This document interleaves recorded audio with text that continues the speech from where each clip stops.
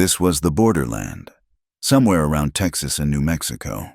In the year 1875, it was a place that did not know its own name yet, a raw cut on the map where two worlds bled into one another.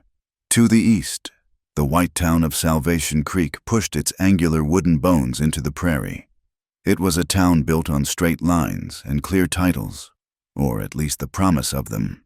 To the west, the land still belonged to the sky, endless rolling grass that fed the great herds, canyons carved by patient water, and the hunting grounds of the Comanche. From a high butte, the entire scarred picture was visible.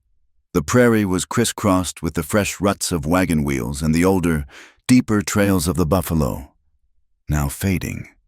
Far to the south, the whistle of the iron horse screamed, a thin, metallic sound that set the teeth on edge. It was the sound of a future that did not include the past, and sometimes, glinting on a ridge, you could see the sun catch the metal of a cavalry patrol, the blue-coated soldiers moving like insects, enforcing the new lines. Tahan stood on that butte. His name meant young wolf in the tongue of his people, but he had also answered to T when he wore the Army's blue. He was a young man, but his eyes held the stillness of someone who had seen too many endings. He had been a scout, hired for his ability to read the land the white man wanted to steal. He had led them through passes and found them water, and in return, they had paid him in things that were poisoned. He took the rifles, but he poured out the whiskey. Now he was back, a man walking a knife's edge. He wore his hair long again, unbound, but the memory of the Army's short crop still burned his scalp. He was a warrior of the people, but he understood the railroad maps. This knowledge was a weight, a heavy, cold stone in his gut. He looked down at Salvation Creek. It was a scab, a place of loud, pale people who respected nothing. They cut the old cottonwoods for their ugly houses and fouled the river with their waste. He despised the injustice of it, the arrogant belief that the land was empty because his people did not scar it with fences.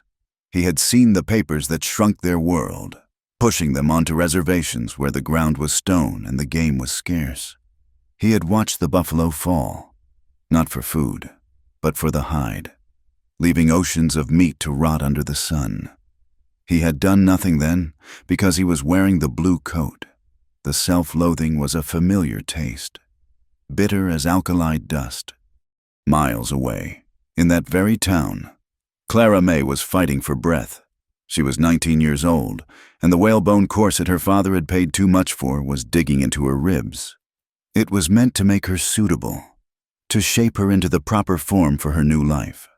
To Clara May, it felt like a cage, a grim preview of the larger prison to come.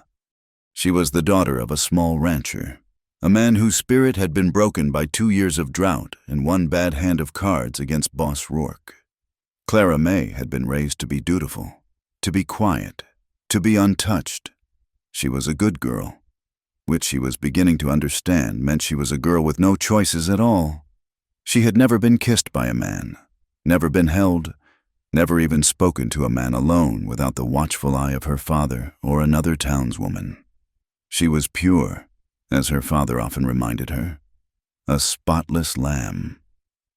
And she was about to be handed over to Elias Rourke. Elias was the son of Boss Rourke, the man who was swallowing the territory whole. The Rourkes were the railroad. They were the bank. They were the law, because they paid the men who wore the badges. Elias Rourke was a man with a wet mouth and eyes that stripped a woman bare in public. He was loud and soft in the body, but carried the casual cruelty of a man who had never been told no. He moved through the world with a coterie of gunmen, rough men who did his bidding, men who were ready to shoot any man, Mexican or Comanche, who stood in the way of progress. And progress was the Rourke family business. They were forcing smaller ranchers to sell, using forged debts and threats. They were clearing the river valley of the poor Mexican families who had farmed there for generations, calling them squatters. And they were pushing, always pushing, against the boundaries of the Comanche lands. Clara May knew all this. She also knew her father's shame. He had promised her to Elias to clear a debt. It was that simple. The cattle had died, the creek went dry, and Boss Rourke had been there, offering a solution. Her father, a man who used to sing her songs, could no longer meet her eyes. Clara May felt less like a bride and more like collateral. A piece of property used to settle a score. She was trying to be dutiful, to honor her father, but a scream was building in her throat. A wild, hot thing that wanted to burn the whole town down. Tahan had seen her, though he did not know it was her. Weeks ago, while scouting the town's perimeter, he had watched from a distance. He had seen a lone rider break free from the cluster of houses and ride hard along the river. A flash of bright yellow hair under a simple bonnet. She had ridden like a person escaping a fire, leaning into the horse's neck, becoming one with its motion. When she reached a bend in the river, she had stopped, dismounted, and stood looking at the water, even from a mile away. Tahan could feel the sadness rolling off her. She looked like a hawk he had once found with a broken wing, beautiful and fierce, but hopelessly grounded. He had not known her name, or her face, only the line of her back, rigid with a sorrow that matched the land. He had caught the wind, and it carried nothing but dust. But in his mind, he imagined she smelled of something clean, something not of this gritty, dying world, perhaps flower soap, and sunshine in her hair. Then she mounted her horse and ridden slowly back, her shoulders slumped, a bird returning to its cage. Now. Tahan's gaze drifted from the town to the distant canyons. A new rumor had come with the last supply wagon, a rumor that chilled him more than a winter wind. Boss Rourke was not just building Salvation Creek, he was planning to build through the highlands. He wanted to cut a new rail spur directly through the upper valley, the one that held the sacred water source, the place where the people had gathered for 1,000 winters. If the iron horse came through that valley, if the white man's crews fouled that water, it would be the end. The herds would vanish, and his people would be broken, forced to beg for the government's tainted beef and flour. The thought made Tahan sick. He wanted to protect his people, to fight for that water, but the doubt was always there. How could he lead them, he who had worn the enemy's clothes and taken their money? The other young warriors looked at him with suspicion. He was too quiet. He knew too much of the white man's ways. He was trapped. Clara May was trapped, too. Down in the small ranch house, the engagement party was beginning. It was not a real party, just a preliminary affair. Elias and his father were there, their voices booming through the thin walls, overwhelming the quiet space of her home. Her father was pouring whiskey, his hand shaking. Clara May was supposed to be smiling, circulating, offering small cakes. She could feel Elias Rourke's eyes on her, a physical, greasy touch that made her skin crawl. She longed for the river. She longed to ride, to feel the wind pull the pins from her hair. She longed to swim in the deep pool, to read her one tattered book of poetry, to be anything other than this porcelain doll on a shelf, waiting to be claimed. Tahan turned his horse away from the ridge. The sun was dipping low, painting the clouds in shades of blood and fire. The air was cooling. It was time. He needed to cleanse himself, to wash the sight of the town and the smell of the railroad from his skin. He needed to pray to the ancestors, to ask for clarity, for strength. He guided his horse toward the hidden canyon, the one place the white man had not yet found, the hidden land that held the sacred hot springs.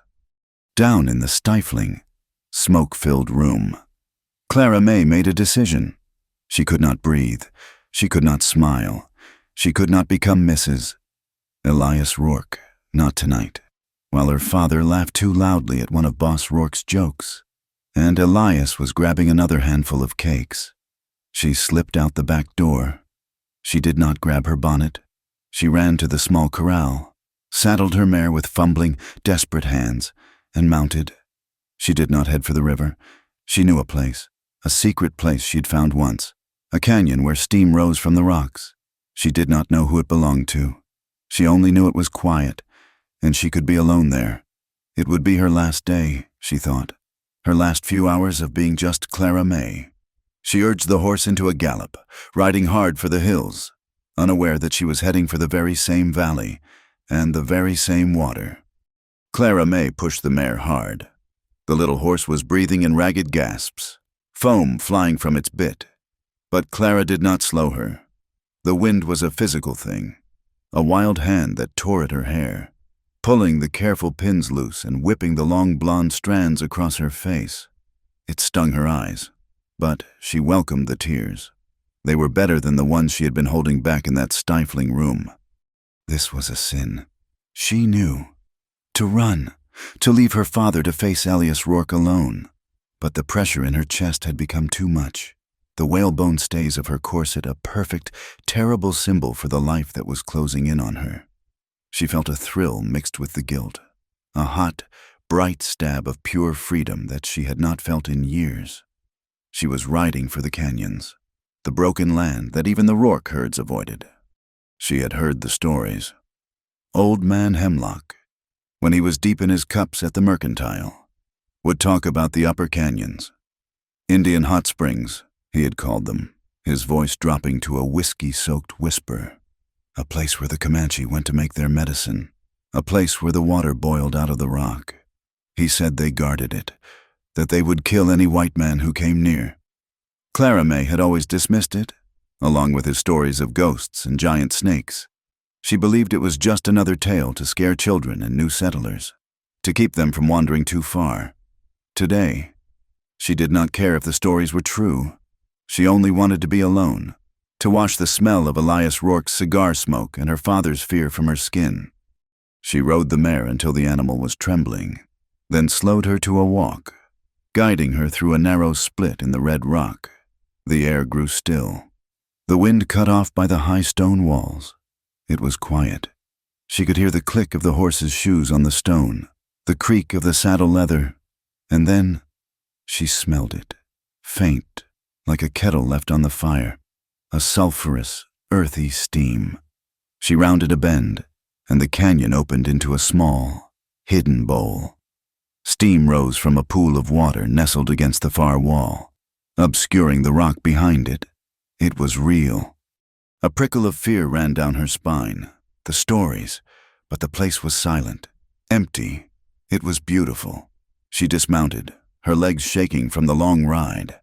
The mare lowered her head to drink from the cooler stream that ran from the pool's overflow. Clara May walked toward the steam, her boots silent on the damp earth. It was a perfect, hidden place, her secret. He was already there. Tahan had come to the spring to cleanse himself, to wash away the taint of the white man's world. This was his sacred place, the bath of his ancestors.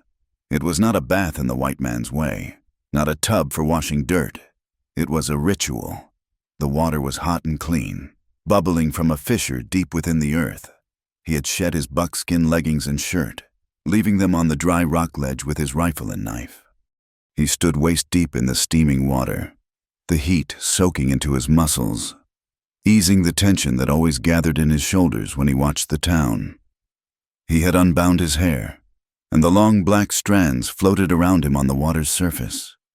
He was facing the rock, his hands resting on the stone, praying to the spirits of the place. He was asking for guidance. He was asking for the strength to lead his people, and for forgiveness for the part of him that had once served his enemy. He was so deep in his prayer, in the song of the water and the steam, that he did not hear the horse. He did not hear the soft footfalls. It came from far away, a single flat crack that echoed down the canyon walls. A gunshot. Some fool hunter, probably, shooting at a rabbit and missing, but it was enough. The sound hit Clara May's mare like a whip. The horse, already on edge from the hard ride, screamed and reared. Clara, standing near the pool's edge, turned in panic. "Whoa, girl, whoa!" But the mare was blind with fear. She bolted, scrambling back the way she had come, her iron shoes striking sparks on the rock. Clara made a desperate lunge for the reins, but they were gone. She stumbled, her boot heel catching on a slick, wet stone. She was not thrown clear, she was thrown down. She lost her footing completely, her hands flailing, and she slid down a short, steep face of shale and dirt, right at the pool's edge. The sound was not a splash. It was a solid thud, a plume of water and flesh colliding. Clara hit the water, and the man all at once. The world stopped. One instant, she was falling. The next, she was submerged in shocking, scalding heat. Her body slammed against something solid and alive. Her breath exploded from her lungs in a choked gasp. Hot water rushed into her mouth, her nose. Tahan froze. The impact had driven the air from him, a body striking his back and chest with the force of a falling stone. His first thought was an attack.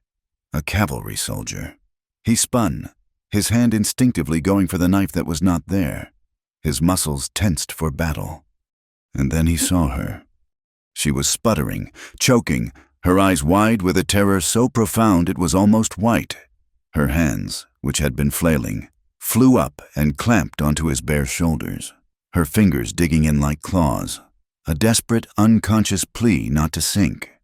He was looking at a woman, a white woman, the woman with the yellow hair, from the river. Clara's mind was a black, roaring chaos. She was drowning. She was burning. She was being held. She finally got her head above the water and choked, vomiting hot water and bile. Her hands were clutching him. She could feel muscle, hard, slick muscle under her palms. Her eyes, blurred with water and fear, focused. She was looking at a man. His hair was long and black, plastered to his skin. His eyes were like black stones. His shoulders were broad, his skin a coppery red in the steam. And below the water, she could feel the hard, flat planes of his chest, her own body pressed against him. He was naked from the waist up. He was an Indian. Her thin white dress, the one she wore for chores, was worse than useless. The hot water had plastered it to her skin, making it transparent, outlining every curve of her body, her legs, her small breasts, the frantic, terrified pounding of her heart. A blush so hot it almost matched the water surged from her neck to her hairline. Tahan was just as stunned. He had instinctively wrapped one arm around her waist to keep her from sinking, to keep her from struggling and drowning, both of them. He could feel her, all of her, the soft, terrified trembling of her body, the frantic beat of her heart against his ribs. She was small, but solid, and the smell, it was the scent he had imagined, but 1,000 times stronger. Flower soap, sweet and clean, but underneath it, something else, the sharp, copper tang of pure, undiluted fear. It was the sweetest scent he had ever known. Clara babbled, a wordless sound of shame and terror. "No, please, I fell. I did not see." She tried to push away, but her hands only slipped on his wet skin. She realized she was clinging to a man the town called a savage, a heathen, a murderer. The stories her father told, the warnings from the other women. "They take white women," they whispered. "They do things." Tahan's first thought was that it was a trick. It had to be. A white woman, delivered to his most sacred place, at the exact time of his prayer. It was a lure, to draw him out. Or worse, a spy, sent by the railroad men to find the water source. He felt a surge of cold rage. They would defile anything. Even their women were tools for their greed. His reaction was faster than he thought. He was a warrior, and this was an intruder. He was exposed. He grabbed her, his grip not gentle. He spun his body, using his larger frame to shield her small form from any eyes that might be on the ridge above.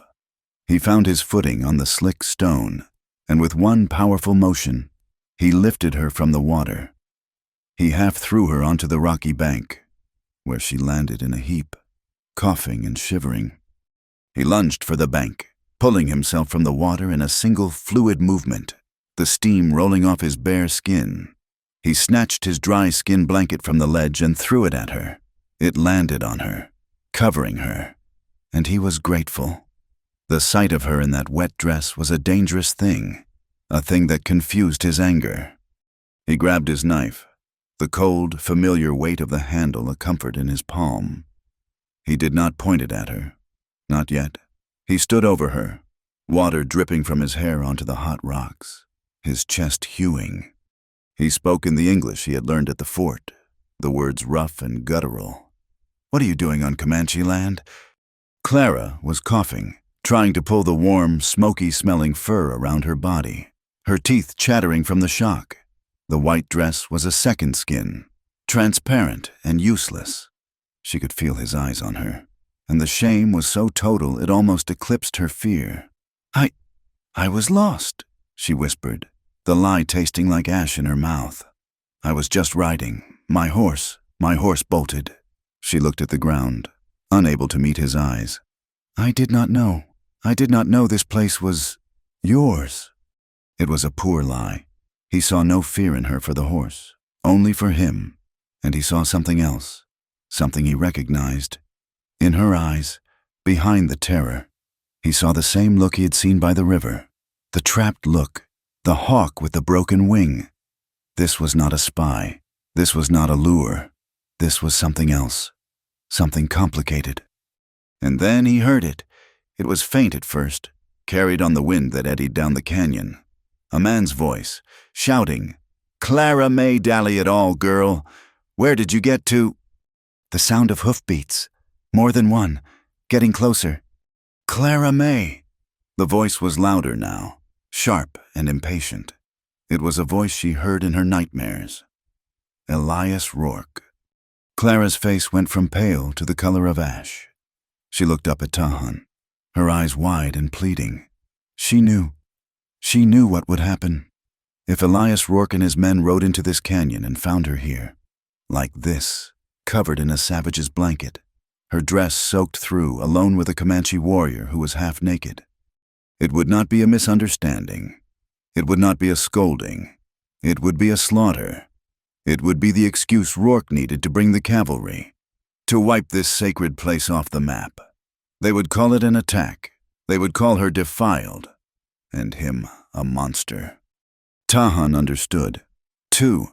In that instant, the entire ugly picture snapped into focus. He looked at the shivering girl, her blonde hair plastered to her skull, her blue eyes begging him. He looked up at the rim of the canyon, where the voices were now almost directly above them. He had 1 second to choose. Give her back to them, and let the future unfold as it was written, or hide her, and write a new one. There was no time for thought. There was only the animal instinct to survive, to hide. The voices from the ridge were iron-toothed, a trap about to snap shut. Tahan moved. He was not a gentleman, not in the way her father was soft and indecisive. His movements were swift, certain, and economical. He still had his knife in one hand. With the other, he seized Clara May's arm. Her skin was cold and damp through the thick blanket. He yanked her, not asking, not explaining. He pulled her from the open bank of the pool into a deep cleft in the rock, a shadowy space hidden behind a curtain of ancient, dry vines and a massive boulder that had calved from the cliff face ages ago. The space was tight. It was barely a pocket, smelling of dust, stone, and old, dry leaves. He pushed her against the back wall, his body following, pressing her into the rock. She stumbled. A small sound, a high-pitched eep of fear, escaping her lips. The hoofbeats were almost on top of them. A horse snorted, dislodging a pebble that rattled down the cliff face, striking the bank near the pool. Clara's eyes were huge, fixed on the strip of light at the entrance of their hiding place. Her chest was heaving, her whole body trembling so violently he could feel the vibrations through the stone. She was about to scream. He knew it. A white woman's scream, here, now, would mean the death of them both, and likely the death of his valley. He brought his hand up, the one that was not holding the knife, and pressed his finger to his own lips in a universal sign for silence. She did not see him. Her eyes were closed, her face contorted in a mask of pure panic. He heard Elias Rourke's voice, clear and cold. "This is where she came from. The track's end. Look down there." Clara's breath hitched. She was inhaling, gathering the air for the scream. Tahan had no choice. He could not cover her mouth. His hand was large, rough. It would smother her, make her fight. It would be a violation. So he did something else. He reached for her hand, the one that was clutching the blanket at her throat. Her hand was small, cold, and wet. He took it, his fingers wrapping around hers, and in the same motion, he brought her hand, trapped within his, to his own face. He pressed her knuckles, her cold, damp fingers, against his own lips. It was not a kiss, it was a command, a seal, a promise. Be as silent as I am. The shock of it stopped her breath. The gesture was so strange, so immediate, so intensely personal. It sliced through her panic like a knife. She felt the warmth of his mouth, the faint, firm pressure of his lips through her own skin. She felt his warm breath on her fingers. Her body went utterly still. She had been braced for a blow, for a rough hand over her face. She had not been braced for this. This connection. They stood frozen. He was pressed against her, the length of his body a solid, warm wall shielding her from the opening. She was wrapped in the smoky fur, but she could feel the heat of his bare shoulder through the blanket. She could feel the hard muscle of his thigh against her hip. He was so close she could feel the slow, steady rise and fall of his chest. He was not trembling. He was as still as the stone at her back. "Down there," Elias Rourke's voice was thick with contempt. "It is nothing but steam, some filthy red-skinned spring. What would she be doing down there? She is not that stupid." "I see her horse, Mr. Rourke," another voice, rougher, replied. "That is her mare, drinking from the stream. She came down here, sure as sin. That would be Hank." There was a long, terrible silence. Clara felt a single drop of water, which had been clinging to Tahan's long hair, fall from his head and land on her cheek. It traced a cold path down to her jaw. She did not dare wipe it away. "It is a boil hole," Elias spat. "She probably fell in and cooked like a rabbit. Serves her right, running off like that." He laughed, a short, ugly bark. "No, she is hiding, trying to make me look like a fool. Spread out. Check the ridges. Hank, you get down there. See if she is floating in that muck." "I am not going down there." "Mr. Rourke," Hank said, his voice sullen. "That is Comanche water. They say it is haunted." "You will go where I tell you," Elias roared. "Wait," Hank said. "The horse. It is moving. Look up the draw. She is leading it." Clara's mare, having drunk her fill and recovered from her fright, was ambling slowly up the path that led away from the springs, the reins trailing. "Dally it," Elias yelled. "She is on foot. She is trying to circle back to the house. Come on, we will cut her off at the pass." The sound of hoofs turned, scrambling on the loose rock, thudding into the dirt, fading. The voices grew distant, swallowed by the wind. Tahan did not move.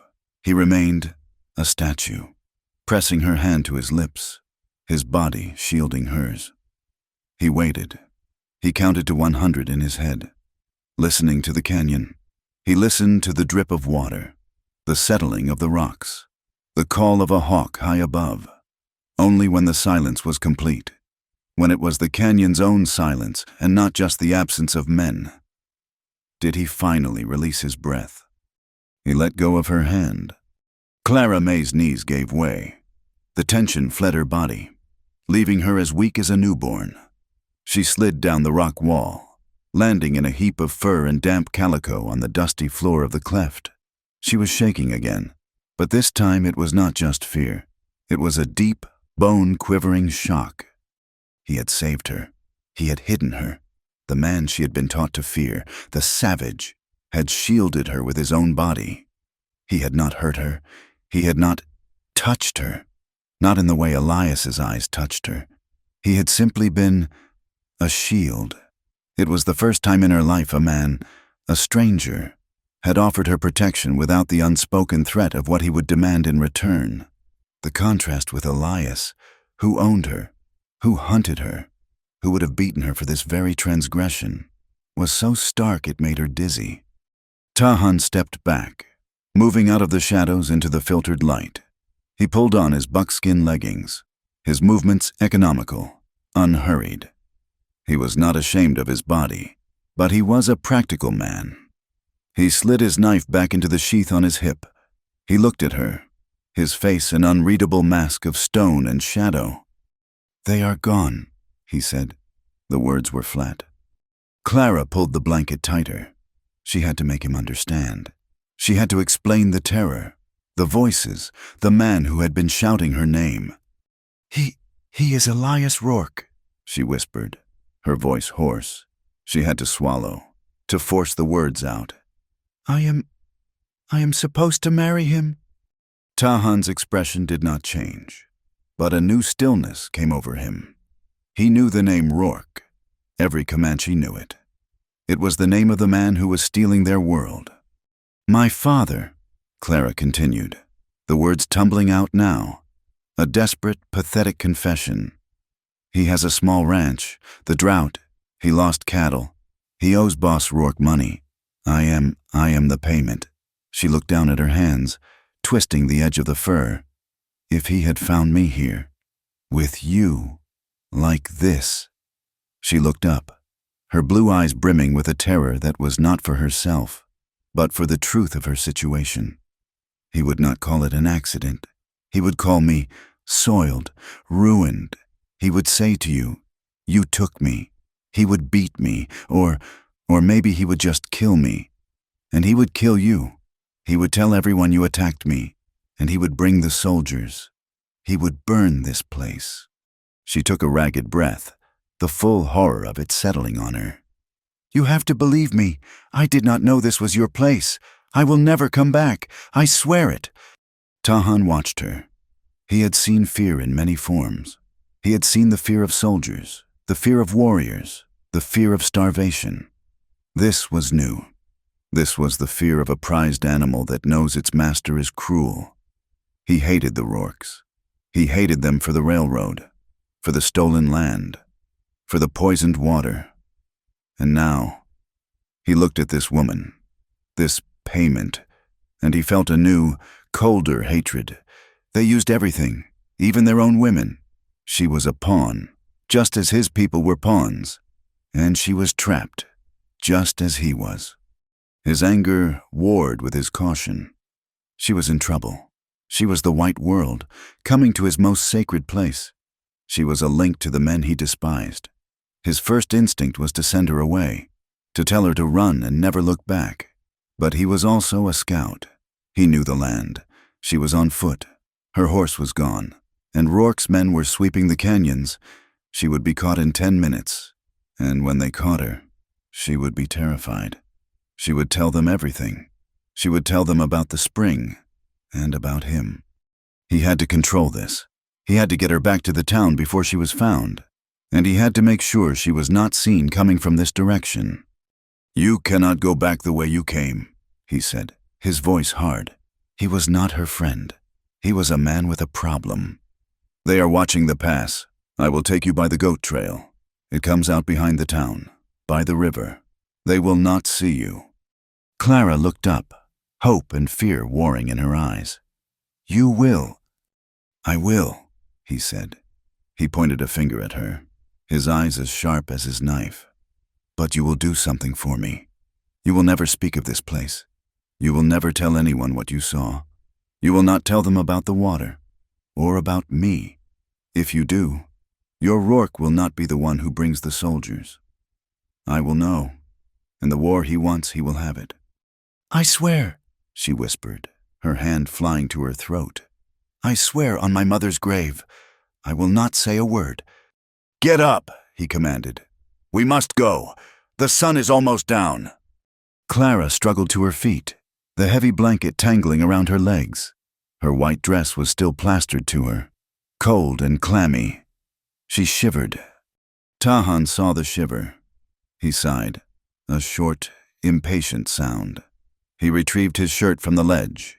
It was a simple pullover, worn and soft. He tossed it to her. "Put this on. Give me the blanket."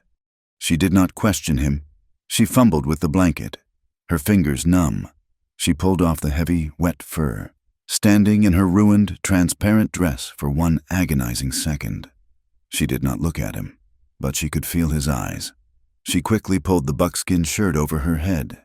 It was huge, falling to her knees. It was warm from his body, and it smelled of him smoke, leather, and a faint, clean scent of the hot springs. It was more covering than her own clothes. She handed him the blanket, which he folded and tied into a roll on his back. As she was pulling the shirt down, her hand brushed a small pocket sewn into her petticoat. It was empty. "Oh," she whispered. "My handkerchief." Taha paused. "What?" I had a handkerchief. A small one. I must have dropped it. When I fell..." He scanned the bank, his eyes sharp.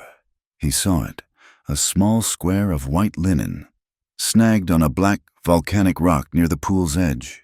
He walked over, bent, and picked it up. He did not give it to her. He held it in his palm. It was damp from the steam, and it smelled. It was the scent he had been chasing, the scent he had imagined. Flowers. A clean, sweet, civilized scent. It smelled of her, of the soap and the fear. It was the most alien thing in this valley. It was the sweetest scent he had ever known. He closed his fist around it, tucking it into the waistband of his legging. "It is gone," he said. "Come." He led her away from the pool, to a crack in the rock she had not even seen. The path was steep, barely wide enough for one person. He moved like a shadow, and she hurried to follow, the soft buckskin of his shirt whispering against her legs. They were met at the edge of the Rourke property by her father and Elias. Clara had led her mare from the riverbank, her hair a wild tangle. Tahan's shirt hidden beneath her own damp, torn riding skirt, which she had managed to put back on. She had lied, the words tasting stiff and strange in her mouth. The horse had bolted. She had fallen. She had hit her head, been lost for a time. Her father had looked relieved, his shoulders slumping. Elias had not. His eyes, small and cold, had moved over her. He had looked at her torn skirt, her dirty face, her damp hair. "You look a mess," he had said, his voice a low growl. He grabbed her arm, his fingers digging in. "You have been crying." "I fell," she repeated, her voice small. "You smell," he said, leaning in. "What is that smell, Smoke?" "I fell near an old campfire," she lied, her heart hammering. He had held her, his grip bruising. For a long moment, he was suspicious. He knew she had run from him, but he had no proof of anything else. He had released her with a shove. "Go home. Clean yourself. You are my property now. You will learn to act like it." That night, Clara May sat by her small window, the house silent. She had washed, but she could not get the smell out of her skin. It was not flower soap. It was the faint, sharp tang of sulfur from the springs, and the deeper, warmer scent of wood smoke and leather from the shirt he had given her. She had hidden the shirt, tucked it deep beneath her mattress, a dangerous, thrilling secret. Miles away, on a high hill overlooking the single, defiant light of her window, Tahan stood. He was supposed to be in his lodge. He was supposed to be preparing for the council, but he could not rest. The image of her, sputtering and terrified, was burned into his mind. The feel of her heart beating against his chest was a drum he could still feel. He opened his hand. On his calloused, brown palm sat a small, damp square of white linen. He lifted it to his face. The scent was still there, faint but clean. Flowers. It was the scent of another world, a world that had just fallen, quite literally, into his... He closed his fist around it, the soft cloth a strange token in a warrior's hand. He knew, and she knew, that this was not the end. It was not even a beginning. It was something in between, a dangerous shared breath in the moments before the storm. The days that followed were a special kind of slow torture for Clara May. The air in Salvation Creek had become thick and poisonous. Elias Rourke, furious at her disappearance and suspicious of her flimsy excuse, had doubled his grip. He did not call off the engagement. That would have been an admission of his property being flawed. Instead, he made it clear that she was now under his direct control. The wedding date was moved up. "You need a firm hand, Clara May," he had said to her in front of her father, his voice slick and proprietary. "All this wildness needs to be broken." Her father had just stared at the floor, his face the color of old dough. Elias had assigned Hank, his most brutish and least intelligent henchman, to be her shadow. Hank was a large, unwashed man who smelled of stale whiskey and rancid bacon grease. He sat on the porch of her house, whittling with a large knife, his eyes following her every move. When she went to the mercantile for flour, he followed 10 paces behind. When she tended her mother's small, withered garden, he leaned on the fence and watched, sometimes spitting tobacco juice a little too close to her hem. The cage had shrunk. She was suffocating. At the same time, the talk in the town, fueled by the Rourkes, had turned ugly. Boss Rourke was spreading rumors, speaking loudly in the saloon of the need for expansion and safety. "We cannot have these savages sitting on prime land," he declared, and the men, eager for their own piece of the pie, would bang their glasses in agreement. "They are a threat the railroad must go through, and if they stand in the way, the army will clear them out. A good, clean sweep." The words sent a chill through Clara May that had nothing to do with the weather. His people, the man who had hidden her. In Tahan's camp, the same tension was building, but from the opposite direction. His scouting had confirmed his fears. He had found the tracks of the surveyor's wagons, small wooden stakes hammered into the ground, marking a path that led straight toward the high valley and the sacred springs. The younger warriors were enraged. They spoke of war, of tearing up the iron tracks with their bare hands, of setting fire to the white man's ugly town. "They come to take our water," one of them, Little Hawk, had shouted at the council fire. "And Tahan, who knows their ways, tells us to wait." Perhaps he still wears the blue coat in his heart. Tahan had met his gaze, his face impassive. "You will not fight them by burning a ranch. You will not save the water by dying in their first volley. They want you to attack. It is the excuse they are waiting for." The elders, their faces like carved mahogany, nodded. They knew the wisdom of this, but they were also afraid. They counseled prayer, and they counseled patience. But Tahan knew that patience, without a plan, was just a slower way to die. He was a man caught between the fire of the young and the ice of the old, and he was haunted by a secret. He would find himself on the ridge at night, the small square of white linen in his hand. He would hold it to his face, a strange, private ritual. The scent of flowers was almost gone, replaced by his own scent of smoke and leather. But the memory of it, the memory of her terror and the feel of her heart against his ribs, was a distraction he could not afford. He was angry with her. She was a complication, a white woman's problem, and he needed to clear his head for the fight to come. For Clara May, the buckskin shirt hidden beneath her mattress was both a comfort and a torment. In the deep of the night, when the house was silent and Hank was snoring on the porch, she would pull it out. She would hold it. She would bury her face in the soft, smoky leather. It was the only thing in her life that felt real. It was the smell of freedom, the smell of the man who had asked nothing of her, except silence. The thought of him consumed her. His stillness, the way he had moved, like water over rock. The feel of his hand closing over hers, pressing her fingers to his lips. It was a memory that burned a hot, secret hole in her. She was starving for a breath of clean air. She was starving for the sight of the high canyons. She began to plan. She watched Hank. She learned his habits. He was lazy. He drank from a flask all morning.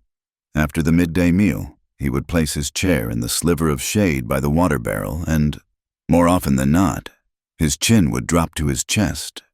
It took her 3 days to find the courage. On the 4th day, she waited. She watched him eat his fill of beef and beans, watched him wipe his greasy mouth on his sleeve.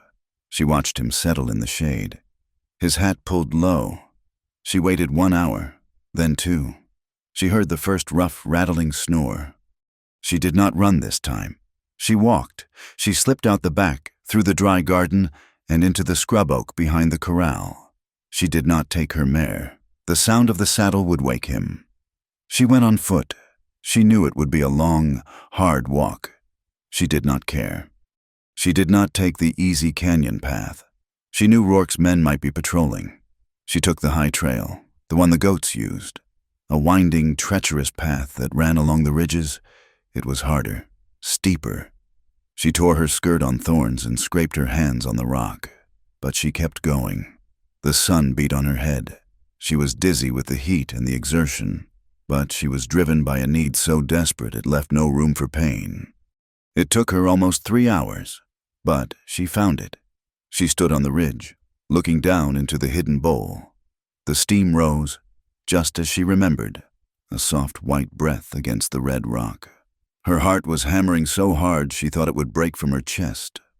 He found her before she had taken 2 steps down the path. Tahan had been examining the new wagon tracks, the ones that had appeared that very morning. They were not surveyor's tracks. They were heavier. They had stopped at the head of the canyon and then turned back. He was crouched, measuring the depth of the rut with his fingers, a cold knot in his stomach. This meant they were no longer scouting. They were planning. He sensed her before he saw her. A shift in the air, a pebble skittering. He was on his feet in an instant, his knife in his hand, blending back into the shadows of the rocks. He saw her, the girl, the yellow-haired woman. She was standing on the goat path, her dress torn, her face flushed with heat and streaked with dirt. She was looking at his valley, at his sacred water, with a look of desperate longing. Rage, hot and sharp, surged through him. After his warning, after he had risked himself to save her, she had come back. She was a fool, a selfish, stupid fool. He stepped from the shadows. "You!" The word was not a greeting. It was an accusation, flat and hard as a bullet. Clara May gasped, her hand flying to her chest. He was just there. He had not been there a second ago. He was in his leggings, his chest bare, a knife sheathed at his hip. He looked larger than she remembered, harder. She started, her voice a dry croak. "I am sorry. I know you told me not to." "You are a child," he said, walking toward her, his eyes cold. "You play a game. You think because you are a white woman, the world is your toy. You come here, you bring your smell, your problems. You bring them," he gestured, "not at the town, but at the ridge. They are looking for this place. And you walk here in the bright sun, a fool's beacon, leading them straight to it." His anger was a physical thing, a wall that hit her. She recoiled, but then something inside her snapped. The fear, the suffocation, the weeks of being watched by Hank and prodded by Elias. It all broke. "A game!" she cried, the word tearing from her throat. "You think this is a game for me? That man, Elias Rourke, he set a man to watch me. A man who sits on my porch all day, who follows me when I buy bread. I am not allowed to ride. I am not allowed to be alone. I am a prisoner in my own home, waiting to be handed over to a man I hate, a man who calls me his property." She was weeping now, hot, angry tears that cut clean paths through the dust on her cheeks. "I walked for 3 hours. I climbed that ridge. I tore my hands, just to stand here for 5 minutes, just to breathe air that does not smell like his cigars. This is the only place in the whole damn territory where I have not been afraid. This is the only place I feel like I am, myself. So do not call me a child. Don't you call me selfish." She stood her ground, her small body trembling with a fury that matched his own. He stopped. He had expected her to cower. He had expected her to apologize and run. He had not expected this. He had not expected the fire. He looked at her, really looked at her. He saw the torn dress, the bloody scratches on her hands, the raw desperation in her eyes. It had the same look, the trapped hawk. But this time, the hawk was fighting back, beak and talons bared. His anger did not vanish, but it shifted. It made room for something else, a grudging respect, a deep, aching recognition. "They are all trapped," he said, his voice softer, but still rough. He looked away from her, toward the valley. "My people, the elders, they talk of peace. The young men, they talk of war. Both are traps. The railroad men, they want us to fight. It gives them the paper they need to kill us. And if we do not fight, they take our land, and we die slowly. There is no good path." He turned back to her. "Rourke, he is the man who draws the maps. He is the man who pays the soldiers. He is the one who wants this water." Clara May's anger drained away, replaced by a cold dread. "The railroad. He said he was going to clear the land. I thought he just meant, I did not know." She saw the picture, the one he had just painted. Her father, in his debt, was part of Rourke's world. She, as Rourke's property, was part of it, too. She was on the wrong side. "You think I am one of them," she whispered. "You are," he said. It was not an accusation. It was a simple statement of fact. The words hung between them, heavy and true. She was one of them. She ate the food they grew, lived under the laws they wrote. Her skin was the color of theirs. "What?" she started, her voice small. "What happened to your shoulder?" He glanced down. He had forgotten. There was a long, deep gash on his left shoulder. Just below the collarbone, it was caked with dried blood and mud. "A patrol. They are riding closer every day. They see a Comanche. They shoot." "It is bleeding again," she said. She could see a fresh trickle of dark red blood welling from the cut. "It is nothing," he said, turning away. "No," she said, with a sudden, surprising firmness. "It is not nothing. It will get infected." Before he could stop her, she had moved past him, to the edge of the cool stream that ran from the hot spring. She tore a clean, white strip from her petticoat. She soaked it in the cold water. He watched her, bewildered. She was no longer the terrified girl, or the angry woman. She was something else, calm, focused. She walked back to him. "My mother," she said, her voice quiet. "She was a nurse, before she died. She taught me some things." She stood in front of him, so close. He could smell the sun in her hair. "Please," she said, "let me." He was a warrior. He had tended his own wounds 100 times. He did not need help from a white woman, but he found himself nodding. Slowly, he sat on a low rock. She stood beside him. Her hands, though scratched, were gentle.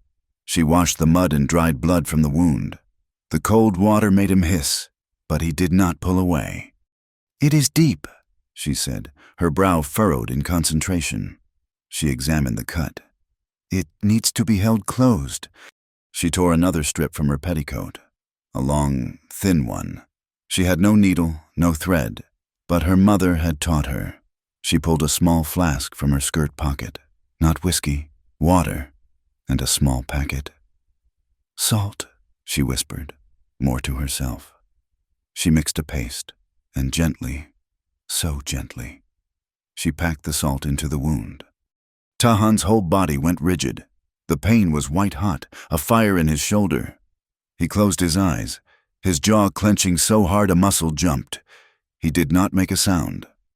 "I am sorry," she whispered, her face close to his, her breath warm on his cheek. "I am so sorry, but it will stop the rot." She worked quickly, her small hands moving with a confidence that stunned him. She pulled the edges of the wound together and, using the thin strips of linen, she bound it. She wrapped it tight, her hands moving over his shoulder, his chest, his back. He could feel the light, brushing touch of her fingers as she tied the knot. It was done. She stepped back, her face pale. He opened his eyes. The fire in his shoulder was still there, but it was a clean fire. He moved his arm. It was tight, but it was good. He looked at her, at the shreds of her petticoat, at the concern in her eyes. You have skill, he said. She nodded, a small, shy movement. Tahan, she said, testing the word. He looked up, shocked. How do you know my name? I do not, she stammered. I meant, is that a word for thank you? He stared at her, and then he understood. She was trying to speak his language. He felt a crack in the wall inside his chest. No, he said, the roughness in his voice gone. My name, it is Tahan. Tahan, she repeated. The sound was soft in her mouth. It is a good name. It means wolf, he said. Clara May, she said, pointing to herself. It means, I do not know what it means. It is just me. He nodded. Clara May. He said it slowly. The L sound thick and unfamiliar on his tongue. Clara, she said, smiling. A real smile. Not the terrified grimace he had seen before. Just Clara. Clara, he repeated. The word was softer, easier. This, he said, touching the binding on his shoulder. Thank you. The moment was broken by the sound of a distant shout. Hank. Clara's blood ran cold. He followed me. Tahan was on his feet, pulling her back into the shadows. He is on the ridge, he whispered, his eyes scanning the rocks above. He is looking for your tracks. They saw him, a dark shape on a large horse, silhouetted against the bright afternoon sky. He was shouting her name. Miss Clara, you are in a world of hurt, girl. He was starting to move down the ridge, his horse slipping on the scree, moving closer to the canyon path. In 2 minutes, he would see them. Clara whimpered, her hand at her mouth. Tahan put a hand on her shoulder. Be still. He moved away from her, silent as a snake. He grabbed his bow from the ledge where he had left it. He knocked an arrow. He was not aiming for the man, not yet. He waited. Hank was halfway down the slope, his horse picking its way carefully. Tahan drew the string. He sighted, not on the man, not on the horse, but on a patch of loose shale, 10 feet to the horse's right. He was released. The arrow flew, a black streak. It struck the shale with a thwack and a sharp spray of broken rock. Hank's horse screamed. The animal, already on unstable ground, reared in terror at the sound and the sudden movement. It lost its footing. Hank yelled, cursing, as the horse slid, scrambling, fighting to stay upright, moving not down, but sideways, away from the noise. Damn snakes, Hank bellowed, fighting for control. He finally got the horse pointed back up the ridge. He was not going to risk his neck on a loose slope with snakes, or worse. You can stay out here and rot. Miss Clara, I'm telling Mr. Rourke. They watched him gallop away, back toward the town. Clara was shaking, leaning against the rock. She looked at Tahan. He was standing, his bow still in his hand, watching the dust from Hank's horse. He had saved her. Again. He had not just protected her body from a fall. He had not just hidden her from Elias. He had protected her secret. He had protected their secret.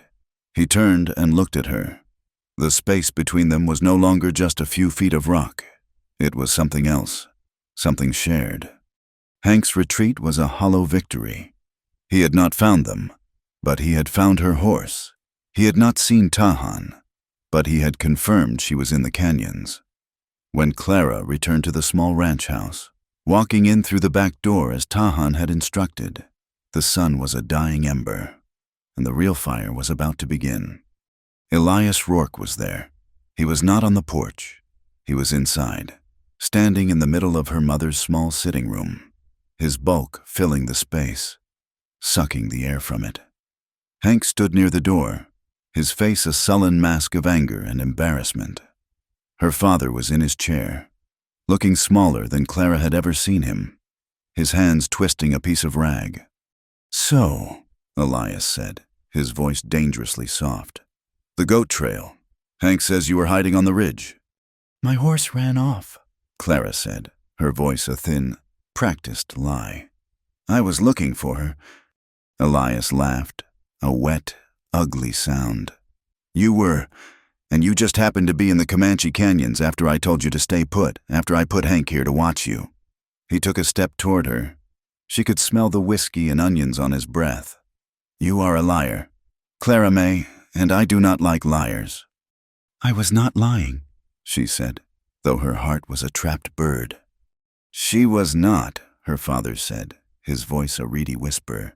"She is a good girl. She just gets confused." Elias ignored him. He looked at Hank. "And you let her slip past you. You heard a snake and ran like a rabbit." "I did not," Hank growled. "I heard a shot, an arrow, maybe." Elias's head snapped back to Clara. His eyes narrowed. "An arrow." The word hung in the air. "You were out there with them, weren't you? You were with one of those red-skinned bucks." "No." Clara's denial was too fast, too sharp. "I saw no one. I was alone." Elias smiled, a slow, terrible stretching of his thick lips. "We will see. I have business to attend to. Important business. When I am done, I am coming back for you. And we are going to get married. Clara May, that night, and I promise you, by the time I am finished, you will have forgotten all about running." He turned and strode out, Hank scrambling to follow.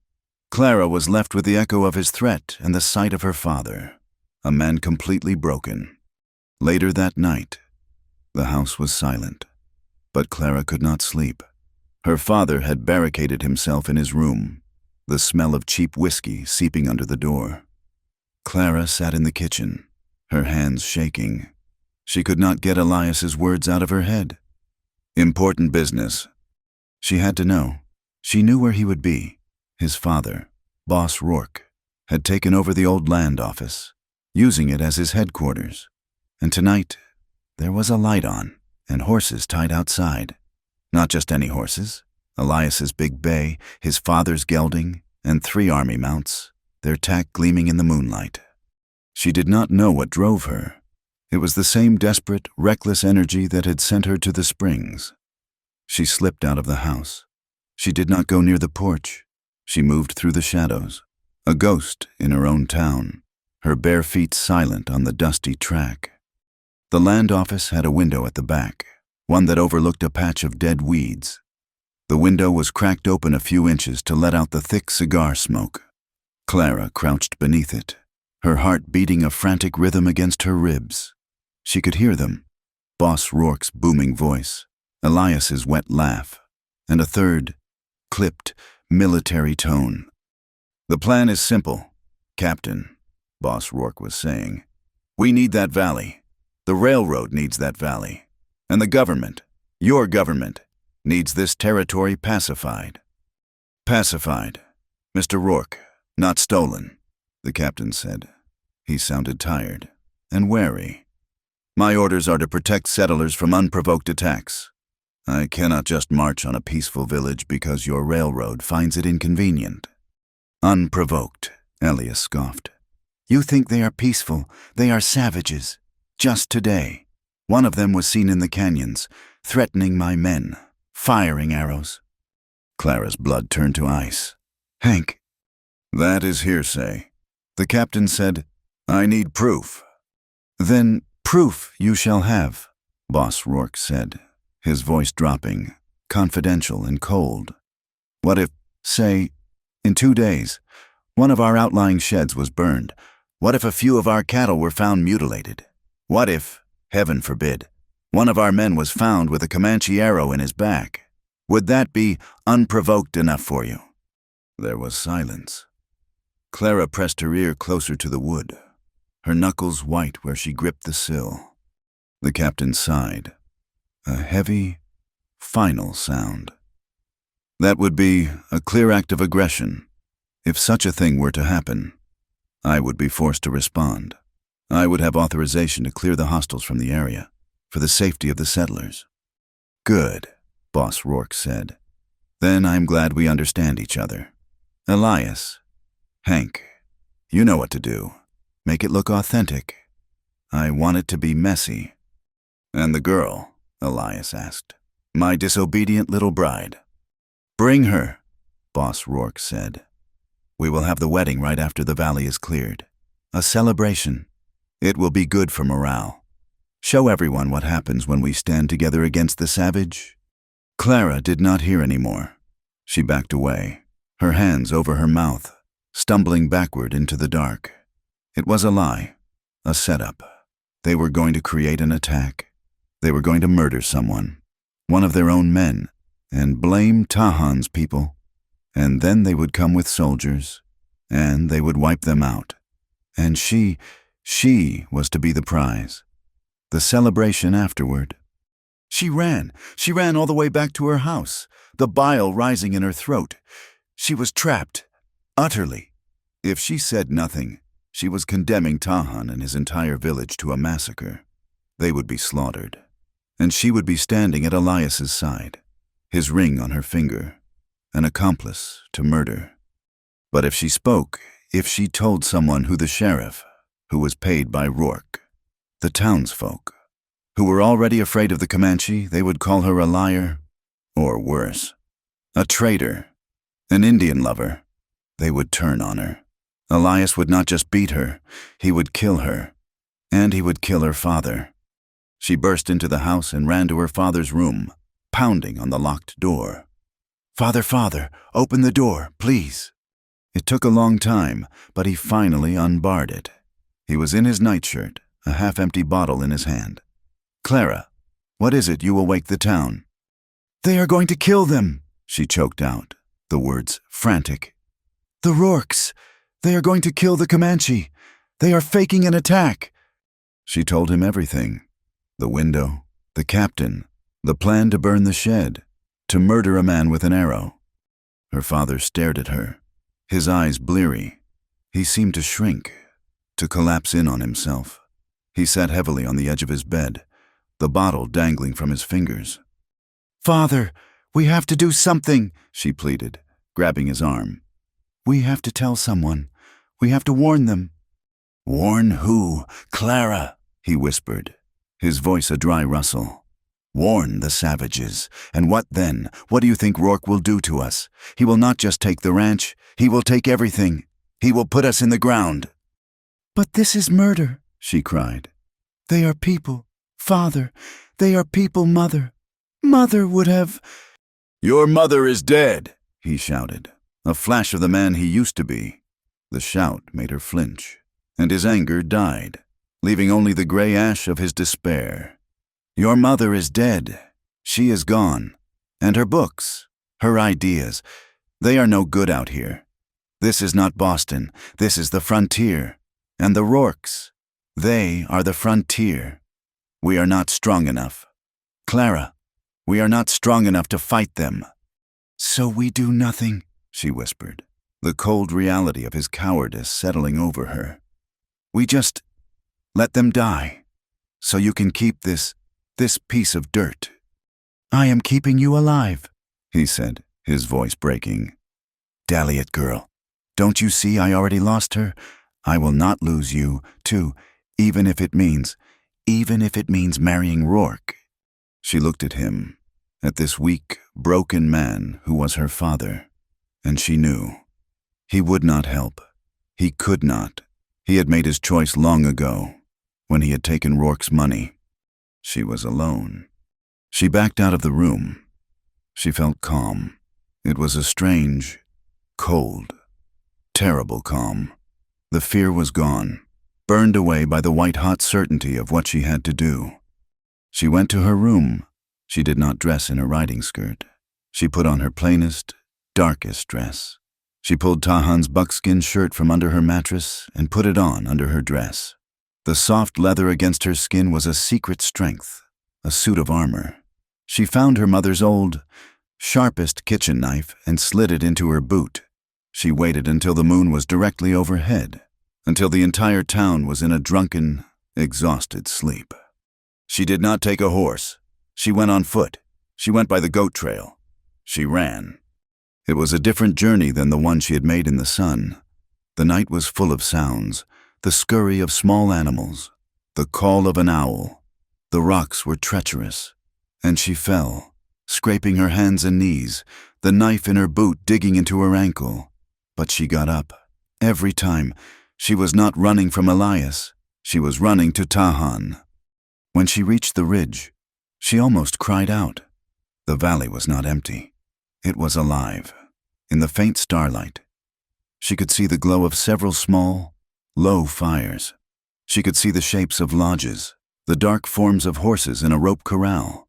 This was not just his spring. This was their home. She scrambled down the path, the one he had fired his arrow from. She was making noise, slipping, breathing in great, ragged sobs. A figure rose from the darkness. So fast, she did not see him move. One moment there was a rock. The next, Tahan was in front of her, his hand over her mouth, his other arm pinning her arms to her sides. "Umph," she struggled, the knife useless in her boot. "Be still," he hissed, his voice a low growl of disbelief and anger. "Are you mad coming here at night?" He had thought she was a wolf or a soldier. He pulled her into the deep shadows, his hand still clamped over her mouth. Why do you keep coming back?" She was shaking her head, her eyes wide and pleading in the dark. He could feel her trembling, a desperate, frantic vibration. He realized she was not fighting him. She was trying to tell him something. Slowly, his eyes locked on hers. He loosened his grip.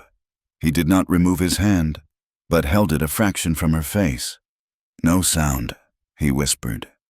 She nodded, tears streaming down her face. He took his hand away. "They are going to kill you," she gasped, the words tumbling out in a broken, sobbing whisper. "All of you. It is a plan, a trick. Rourke, Elias, the soldiers." He was still, but his arm tightened around her, a band of iron. "What plan?" She told him, the overheard conversation, the fake attack, the burning shed, the murdered man, the arrow. "In 2 days," she choked. "They are going to burn a shed, and then the captain, the army will come. They will wipe you out. They are going to kill you all." He stared at her in the dark. He could feel the frantic pulse in her throat, the heat of her tears on his hand. He had been taught that all white people were liars, that their words were traps. His mind screamed at him to doubt her. It was a trick. She was a lure, sent to make him panic, to make him attack first. But he looked at her. He looked at her torn, dark dress, her bleeding hands, her face streaked with dirt and tears. He could feel the secret, soft buckskin of his shirt beneath her thin dress. This was not a lie. This was not a trick. This was a truth so terrible it had driven her through the night, on foot, alone, to save him. The fear he had smelled on her in the spring was nothing compared to the selfless, profound terror in her eyes right now. He believed her. He pulled her deeper into the rocks, away from the path. "Wait here," he commanded. "Do not move. Do not make a sound." He was gone. She was left alone in the dark, her body finally succumbing to the cold, shaking uncontrollably. It felt like an eternity, but it was only minutes. He returned, and he was not alone. 3 other men, older, their faces like ancient stone in the starlight, were with him. They were the elders. They stood in front of her. They did not speak. They just looked. Clara had never felt so small, so white, so utterly out of place. "Tell them," Tahan said. She did, her voice trembling, but gaining strength. She repeated the story. The land office, the captain, the fake attack, the arrow, the wedding. When she finished, there was a heavy, cold silence. One of the elders spoke. his voice like gravel. "She lies. She is Rourke's woman. She is sent to draw us into a trap." "She is not Rourke's woman," Tahan said, his voice flat and final. "She is white," another elder said. "Her people are the ones who put the stakes in our valley. Why would she save us?" "Because," Clara said, her voice so low they had to lean in. "Because they are murderers. Because it is wrong. Because my mother taught me that you do not stand by while people are slaughtered for land." The elders looked at Tahan. The first one spoke again. "You brought this woman to our valley. Tahan, you touched her. You let her sickness into your spirit. Now you bring her lies to the council. You shame your ancestors." Tahan did not flinch. He stood tall, his shadow merging with the rock. "She does not lie. She came to me, in this valley, days ago. She was found by Rourke's men. I saw them. She did not tell them. She came back to help me when I was wounded. I saw the tracks of Rourke's wagons today. Her story is true. I feel it." He stepped forward, standing beside Clara. He was no longer just her protector. He was her guarantor. "I, Tahan, son of Grey Eagle, will vouch for her words. I stake my honor on it." The council was broken. The elders were split. Some believed. Some, led by the first elder, saw only betrayal. They argued, their voices low and angry, but the seed of doubt was planted. Tahan had used his honor. It was a heavy, heavy price. They would prepare. They would move the women and children. They would set scouts, but they would not attack. They would wait. The elders left, melting back into the shadows, leaving Tahan and Clara alone. She finally broke. The strength that had carried her through the night, the confrontation, the council, it all fled. She sank to the ground, by the river that ran from the springs, and buried her face in her hands. She had betrayed her father. She had betrayed her race. She had likely signed her own death warrant, and she was not even sure if they believed her. "They hate me," she whispered, her voice muffled. "Your people, my people, everyone hates me." She felt him move, felt him crouch beside her. He was silent for a long moment. She heard the river, the crickets. "You are cold," he said. She looked up. He was holding out his blanket. She shook her head. "I am not cold." He did not move. He stayed there, a solid presence in the dark. Then, very slowly, he reached out. His hand was rough, calloused from his bow and his knife. He did not touch her face, not her tears. He touched her cheek, just below the ear, his fingers brushing the line of her jaw. It was a touch so light it was barely there, a whisper of skin on skin. "Your scent," he said, his voice a low rumble, barely audible over the water. "When you fell in the spring, it stayed here, in this valley. It did not wash away." He paused. "You did not wash away." She did not understand what he was saying, not with her mind, but her heart understood. He was not saying she was one of them. He was not saying she was his. He was saying something simpler and more profound. He was saying she belonged, that this place, his sacred place, had not rejected her. She looked at him. The moon had risen, and it cast a faint silver light on the sharp planes of his face, the dark intensity of his eyes. He was closer than he had ever been. She could feel the heat radiating from him. She could smell the smoke and the clean scent of the springs. She had never been this close to a man. Not like this, not in trust, not by choice. He was still touching her jaw, his thumb now resting lightly on the corner of her mouth. He was looking at her, not with the hunger of Elias, but with a kind of still, quiet wonder, as if he was seeing something he had never seen before. And then he leaned in. It was not a sudden movement. It was slow, agonizingly slow, giving her every chance to pull away, to turn her head. She did not move. She did not breathe. His lips touched hers. It was not a gentle kiss. It was not a civilized kiss. It was short and clumsy and full of a desperate, unspoken truth. It was the taste of salt and stone and a lifetime of loneliness. It was a brand. It was a promise. It was the first truly voluntary act of her entire life. She did not pull away. Her hand, the one that was scraped and bleeding, came up and rested on his shoulder, on the linen binding she had tied there. She felt a shiver go through him, and she kissed him back. When he pulled away, the world had changed. The river was louder, the stars were brighter, the air was thinner. He stood up, pulling her to her feet. "You must go," he said, his voice thick. "It is not safe for you here, not now." "What will you do?" she asked, her hand still on his arm. "We will prepare. Your words have given us a chance. That is more than we had." "I have to go back," she whispered, the thought of Elias, of her father, a cold stone in her stomach. "But, T." "I know," he said.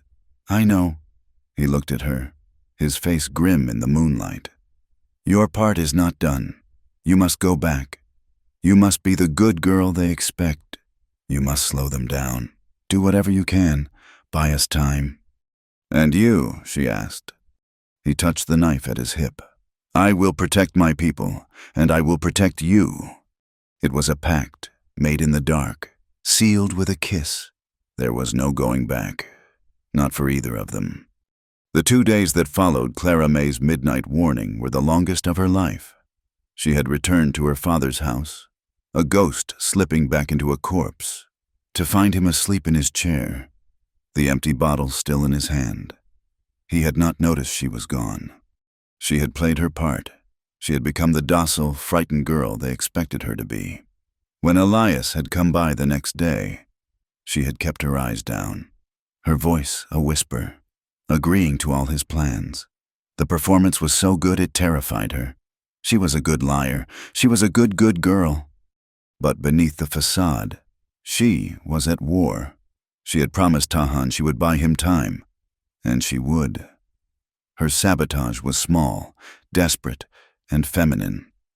While Hank guarded the porch, she had feigned a violent stomach sickness, doubled over in supposed agony. "She is in no condition to be moved," her father had told Elias, finding a spine for the first time in a month.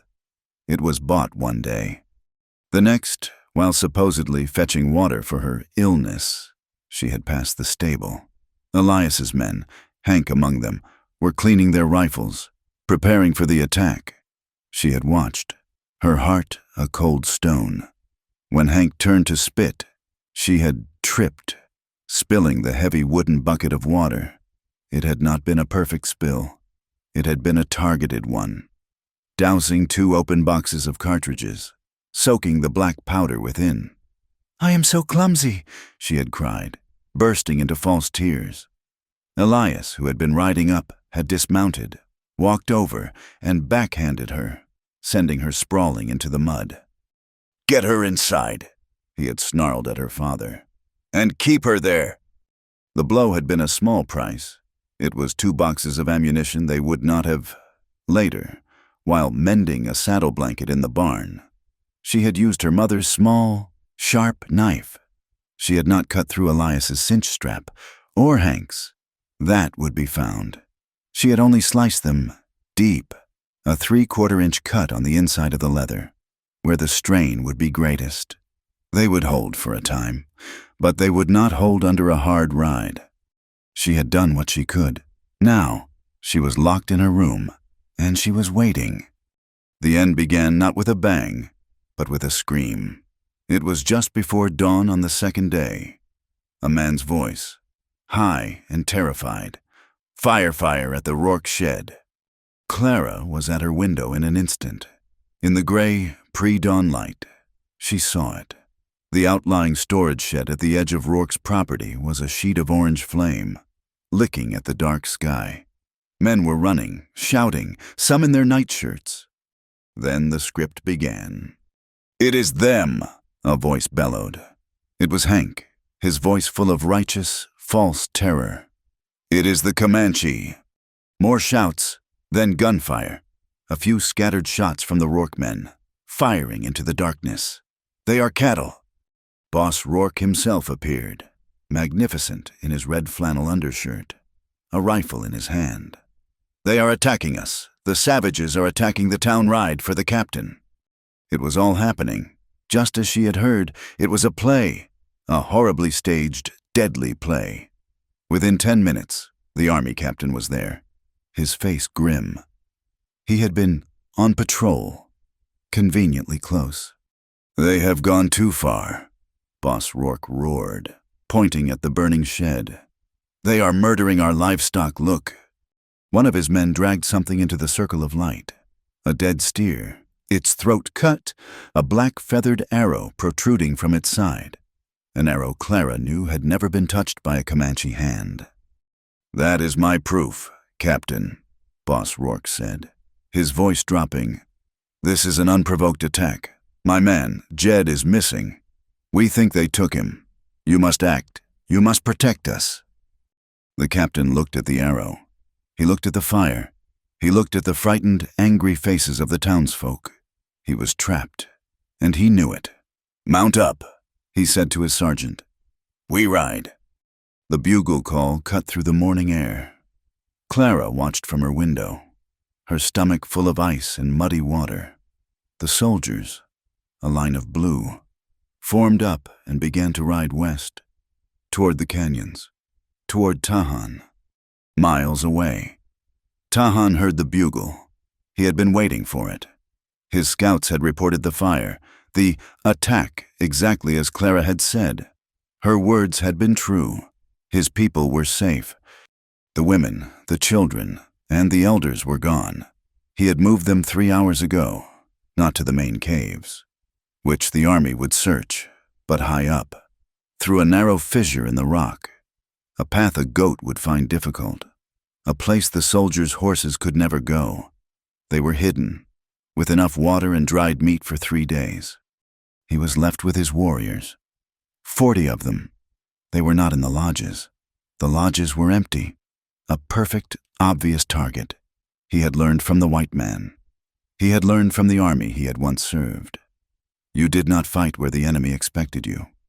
He had placed his men in shallow rifle pits, dug into the side of the riverbank, hidden by the thick brush and the contours of the land. They were invisible, and they commanded the entire approach. He had used the army's own tactics against them. The irony was a bitter taste in his mouth.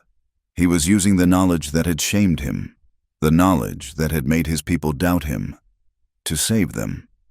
He stood behind a tall spire of rock, his spyglass fixed on the plain. He saw them, a long blue line, coming fast. They were beautiful and terrible. They would charge the empty village, expecting a rout. "Do not fire," he said, his voice low, carried by the young runners to every pit. "Not until the bugle sounds again. Not until they are in the center of the trap." The cavalry charge was thunderous. The soldiers, their sabers drawn, their carbines firing, galloped straight into the village, whooping and yelling. They fired at the empty lodges, their bullets tearing through the cured hides. "Now," the captain yelled, his voice echoing, "find them, root them out." The soldiers dismounted, spreading out, expecting to find cowering families, and Tansey's bugler blew the charge again. The signal. "Now," Tahan whispered. 40 rifles spoke as one from the riverbank. The sound was not a scattered volley. It was a single, disciplined crack. The soldiers in the open village square were scythed down. Horses screamed. Men shouted in shock and pain. The perfect, disciplined attack dissolved into chaos. "From the river!" a sergeant yelled.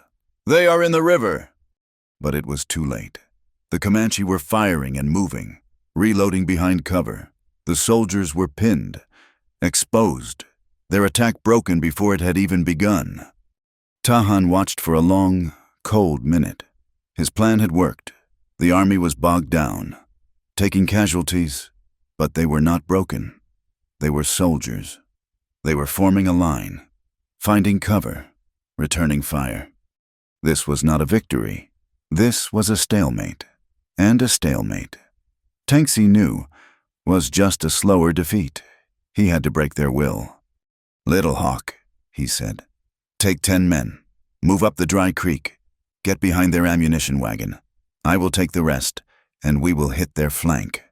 He would lead a charge, not to break them, but to scatter their horses, to prove they could be touched, to make them afraid. Back in town, the sound of the battle was a low, rolling thunder. Clara was a prisoner. Elias had not gone with the first charge. He and his father were directing the town's defense, which meant standing on the porch of the land office with rifles, while Hank and 3 other gunmen guarded the supply wagon. Elias was watching the battle through his own spyglass, his face a mask of rage. "They are not running," he hissed. "Daliot, why are they not running? They are supposed to run!" Clara, guarded by Hank in her small room, knew she had to do something. The firing was too heavy. Tahan's plan was working, but for how long? She remembered the agreement. The signal, a white cloth. "Hi, I will see it." She had to warn him. Elias was not just waiting. He was preparing to send the supply wagon, the one with the extra ammunition.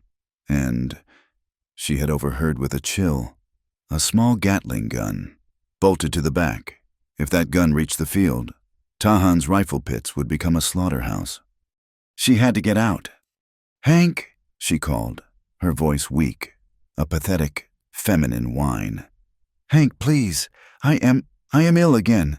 The noise. I think I am going to be sick. Please, just let me go to the outhouse."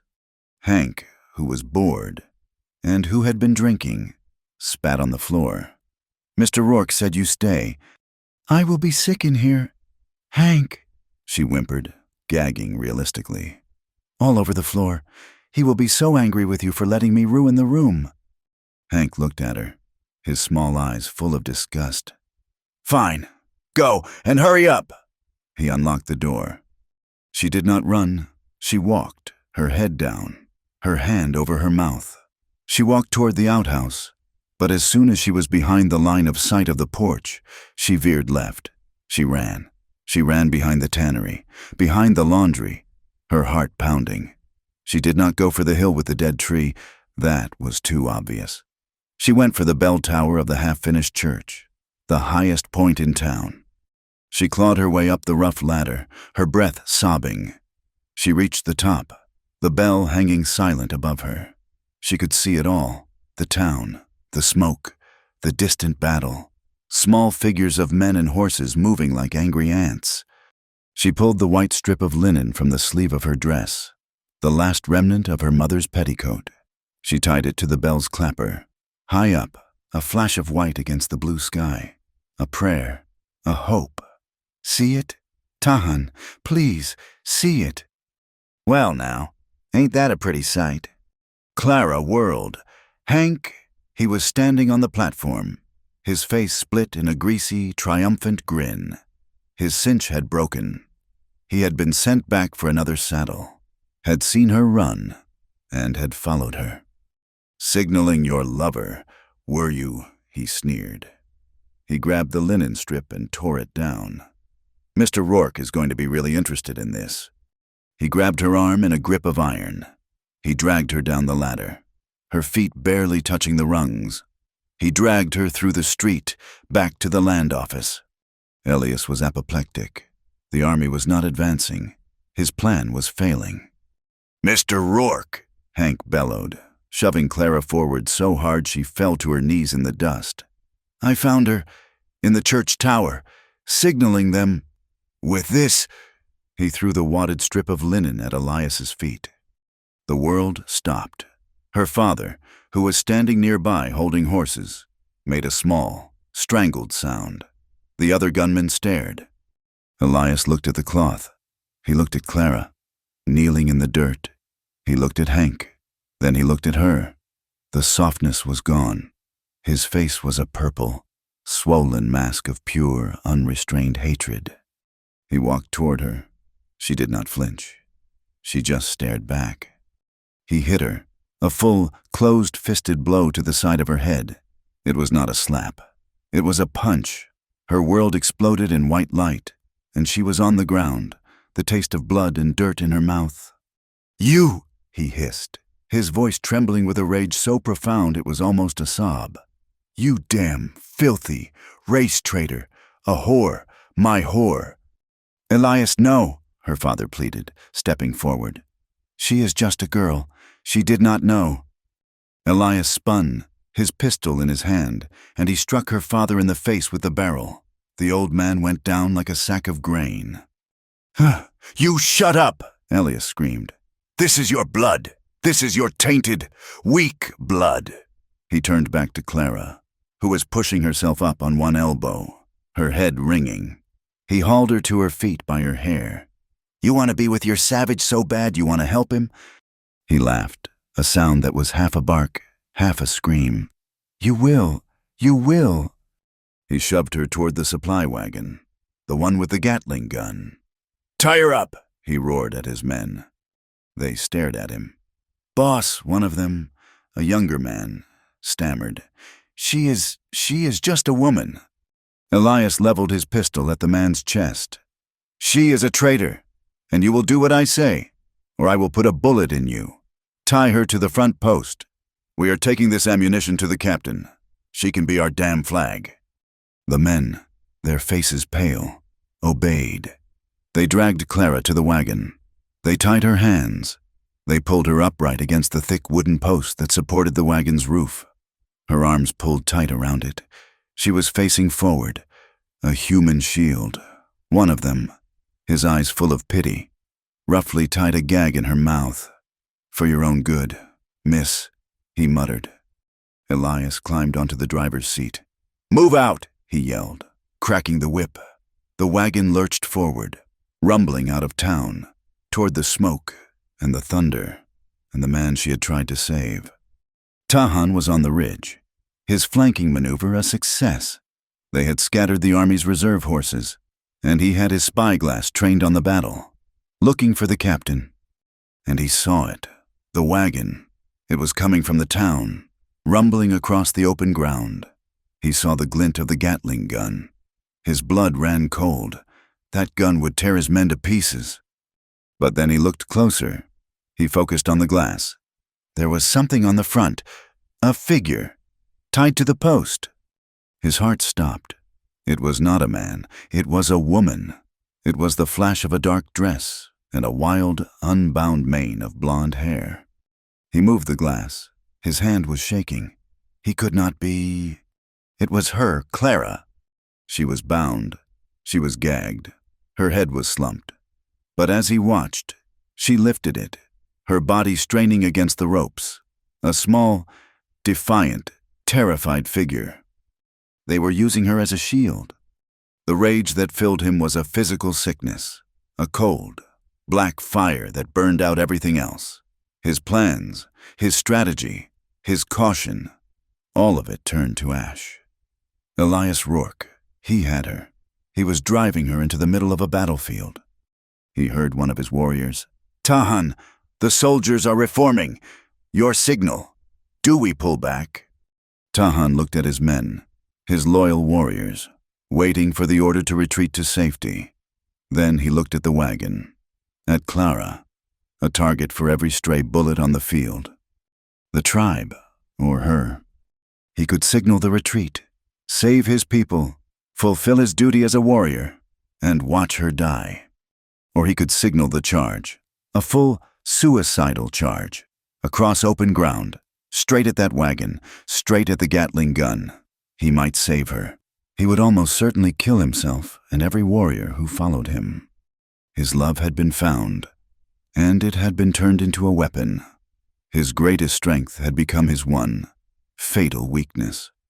He stood on the ridge, the battle raging below him, trapped. Tahan pulled back.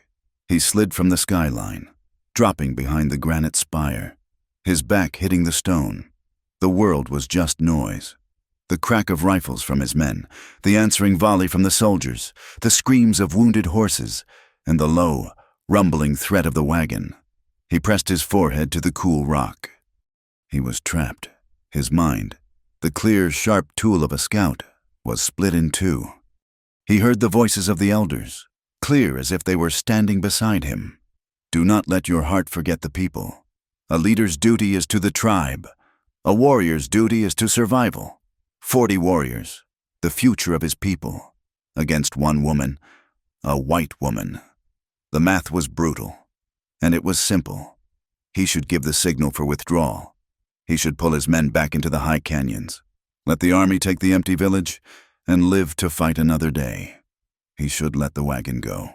He should let her go. But he could not. Logic was drowning in a hotter, fiercer tide.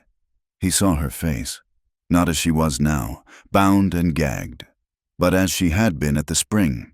He saw her, her eyes full of fire and fear, saying, "I do not want to be property."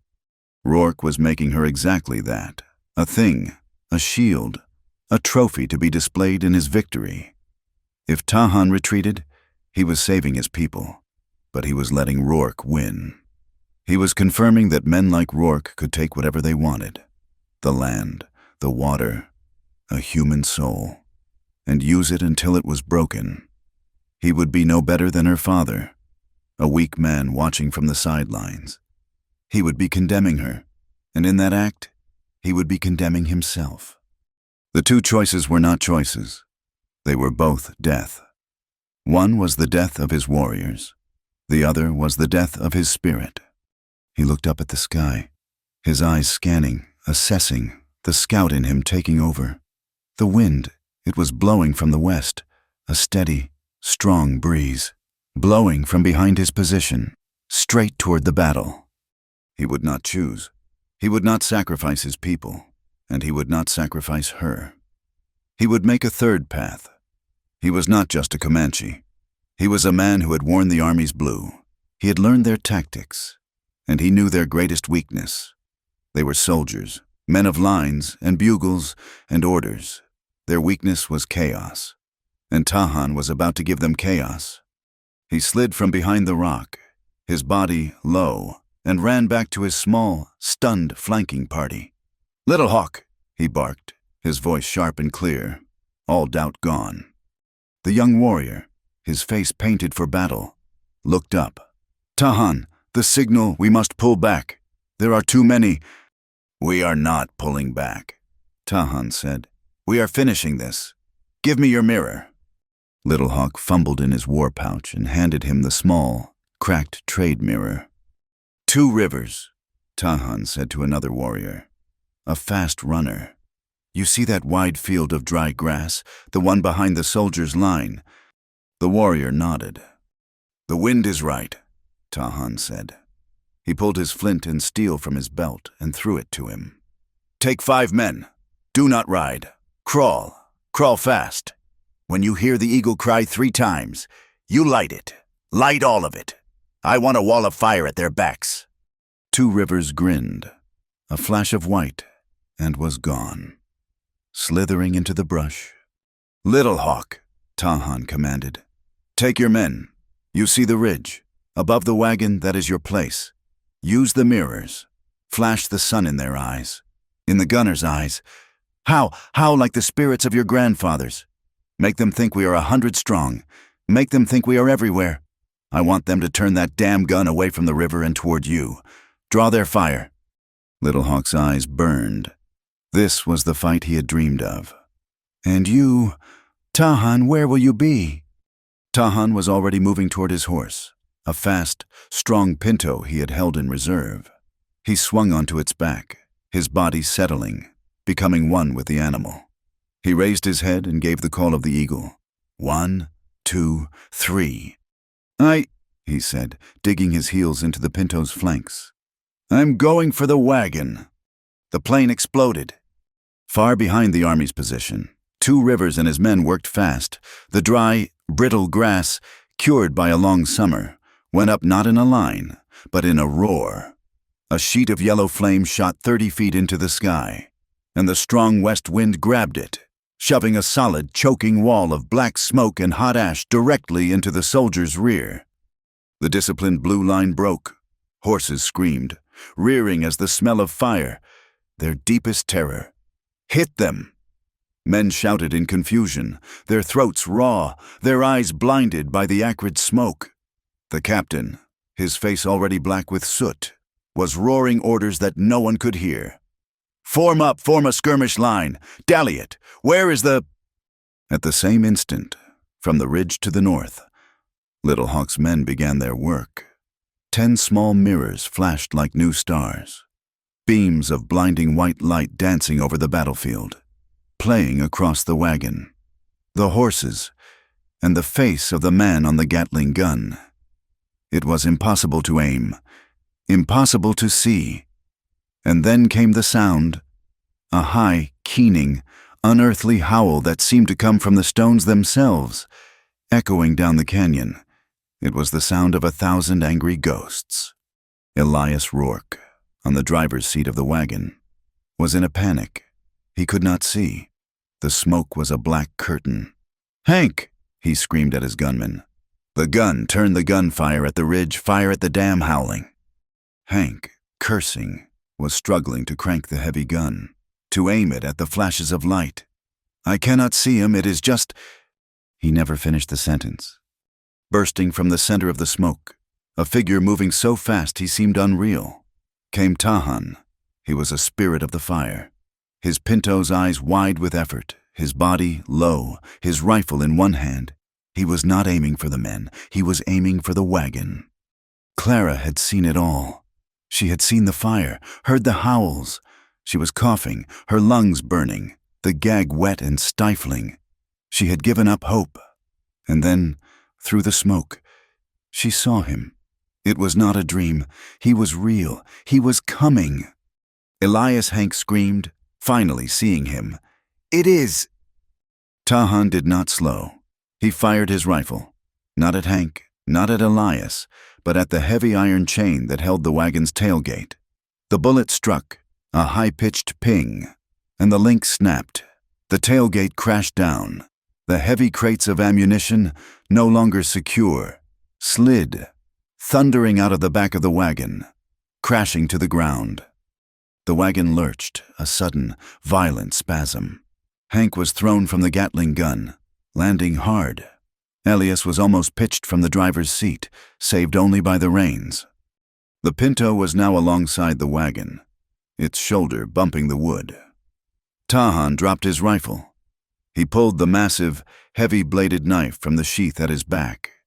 Clara was screaming, the sound a muffled, desperate plea behind the cloth. In one fluid, powerful motion, Tahan rose in his stirrups. He leaned, stretching his body over the space. He slashed, the knife, sharp as a razor, cut through the thick ropes holding her. One cut for her hands, one for her waist. She was free. She pitched forward, falling from the post. He did not let her fall. He dropped the knife. His left arm, the one she had bandaged, the one that still ached, scooping her from the air. He caught her, a dead weight of skirts and terror, and hauled her across his lap, pulling her in front of him, against his chest. She slammed into him. She was real. She was warm. She was alive. Her arms, free, flew around his neck, her small, scratched fingers locking in his hair. She buried her face in the curve of his shoulder, her body shaking, coughing, clinging to him. It was the bath. It was the exact same, desperate, terrified, primal grip. But this time, it was not steam, it was smoke, and she was not falling in. She was being pulled out. You. The scream was not human. It was pure, distilled rage.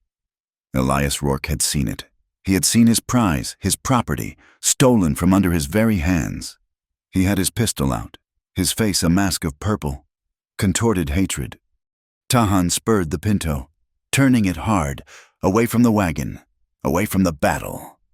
"I will hang you," Elias bellowed, his voice cracking, firing wildly into the smoke. Bullets snapped past Tahan's ear. "I will hang you both. I will hang that whore from the gates of the town." Tahan did not ride for his lines. He rode for the high ground. He rode for a low gully, then up the other side, bursting into the clear air. onto a rocky plateau. He pulled the horse to a stop, his own body a shield for Clara. Below them, the battle was over. The army, blinded by smoke, attacked by ghosts, and believing themselves surrounded, was in a full, disorganized retreat back toward the town. The supply wagon was stranded, its axle broken. But Elias was coming. He was not retreating. He was riding his massive black charger, his hat gone, his hair wild, his face a map of pure insanity. He was alone. This was not about the army. This was not about the land. This was about her. "He is coming," Clara whispered, her voice a raw croak.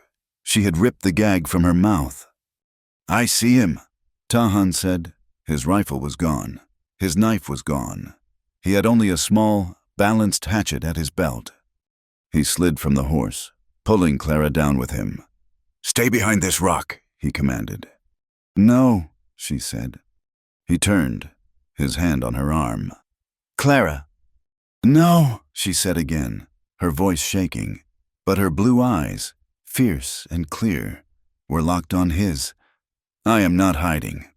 Elias reined his horse to a stop at the bottom of the rocky slope, 20 yards away. He was breathing in great, gulping gasps. "So," Elias panted, raising his pistol, his hands shaking with rage. "The savage and the slut, a perfect pair." He laughed, a high, thin sound. "You really thought you could just take her from me?" "She is not a thing to be taken," Tahan said. He stood straight, his arms at his sides. He was a perfect target. "She is property, you damn animal," Elias screamed. "She is my property, and you are a dead man." Elias leveled his pistol, taking careful aim, his hand steadying, but he was not aiming at Tahan. He was aiming at Clara. "No," he smiled, his teeth bared. "First her, you can watch." Tahan's world tunneled. He was too far away. He could not cross the distance in time. He was going to watch her die. It was Clara who moved. Her eyes, wide with terror, darted to the side. There, on the ground, dropped by a retreating soldier, was a heavy black cavalry revolver. Before Tahan could shout, before Elias could fire, she had lunged for it. She grabbed it, her small hands, raw and bleeding from the ropes, fumbling with the unfamiliar, terrible weight. Elias laughed. "Playing soldier. My dear, you do not even know how to—" Tahan moved. He threw his hatchet. The small axe flew, a silent, spinning blur. It was not aimed at Elias. It was aimed at his horse. The hatchet struck the massive black charger high in the neck. The animal screamed, a terrible, piercing sound, and reared, collapsing onto its side. Elias roared as his leg was trapped beneath the 1,000-pound, dying animal. His pistol shot went wild, firing straight into the sky. Elias was screaming, agony and rage, trying to wrench his leg free. Clara was standing. She had braced herself, her legs apart, holding the heavy revolver in both hands. Her arms shaking so badly the barrel made small circles in the air. She was pointing it at him. The good girl, the passive daughter, the property. Elia, mad with pain, had finally torn his leg free. He was on one knee, his boot gone, his leg bloody. He saw her with the gun.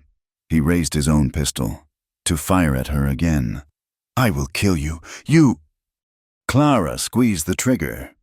The sound was deafening, a massive boom that echoed off the rocks.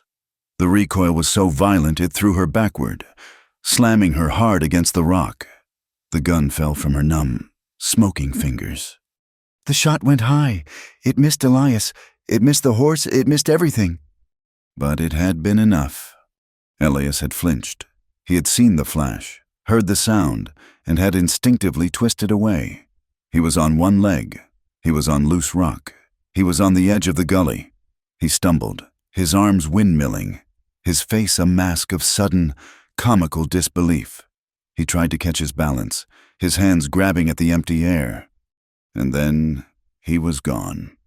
He did not fall. He tumbled, backward, his body hitting the rocks, rolling over and over, until he landed in a crumpled, unmoving heap at the bottom of the dry ravine. Silence. The smoke from the battlefield, smelling of sulfur and burnt grass, drifted over them. The distant, fading shouts of the army were the only sound. It was over. Tahan walked slowly to the edge. He looked down.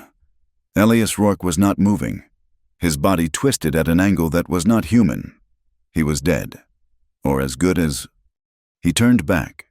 Clara was sitting exactly where she had fallen, her back against the rock. She was staring at her hands. They were raw, chafed, and bloody from the ropes. She was shaking, a deep, silent, bone-rattling tremor. She was no longer a good girl. She was a woman who had, in her own way, just killed a man. He walked to her. He did not speak. He knelt in front of her. He was covered in soot. She was covered in dust, her face stained with tears and smoke. He looked at her, and she looked at him. He saw the woman who had saved his life. She saw the man who had given her one. He reached out, his hand open. She put her small, trembling, bloody hand into his. He closed his fingers around it, a silent, binding promise. The cost had been high, but they were, finally, free. The silence on the plateau was heavier than the smoke. It was a vacuum, a hollow space where the thunder of the battle had been. Clara May sat on the ground, her hands raw, her mind empty. She could still feel the impossible kick of the revolver, still see the shape of Elias tumbling backward into the gully. She had not killed him. The fall had killed him, but she had pulled the trigger. The intent had been there. The good girl was a handful of ash, blown away with the smoke. Tahan stood at the edge, his hatchet gone, his pinto grazing nervously on a patch of dry grass. He was watching the blue line of the army, a disorganized rabble now, disappearing back toward the cluster of buildings they called Salvation Creek. He had won. He had saved his people, and the cost was a field of bodies and a cloud of smoke that was, even now, settling over his valley. He walked back to her and held out his hand, the one she had bandaged. He said nothing. She looked at his hand, brown, calloused, and steady. She placed her own in it, the one that was scraped and rope-burned. He pulled her to her feet. She was unsteady, her legs shaking. He did not let go. He simply held her hand, lacing his fingers through hers, and led her toward his horse. The ride back to the village was a descent into a quiet hell. The chaos of the battle was gone, replaced by its terrible arithmetic. As they crested the last ridge and looked down, Clara's hand flew to her mouth, stifling a sob. The village, his home, was a ruin. The lodges, which had been empty, were now riddled with bullet holes. Several were burning, the smoke a thick, greasy black against the gray sky. The ground was littered with the refuse of battle. Dead horses, both army and Comanche, lay in grotesque, twisted shapes. And the people, the women and children, were returning from the high caves, their high, keening wails a new kind of sound, a sound of grief that cut deeper than any bullet. They were running to the bodies. 3 Comanche warriors had fallen in the rifle pits. 4 more were wounded, being carried by their comrades. On the field, at least 7 blue-coated soldiers lay still, their battle over forever.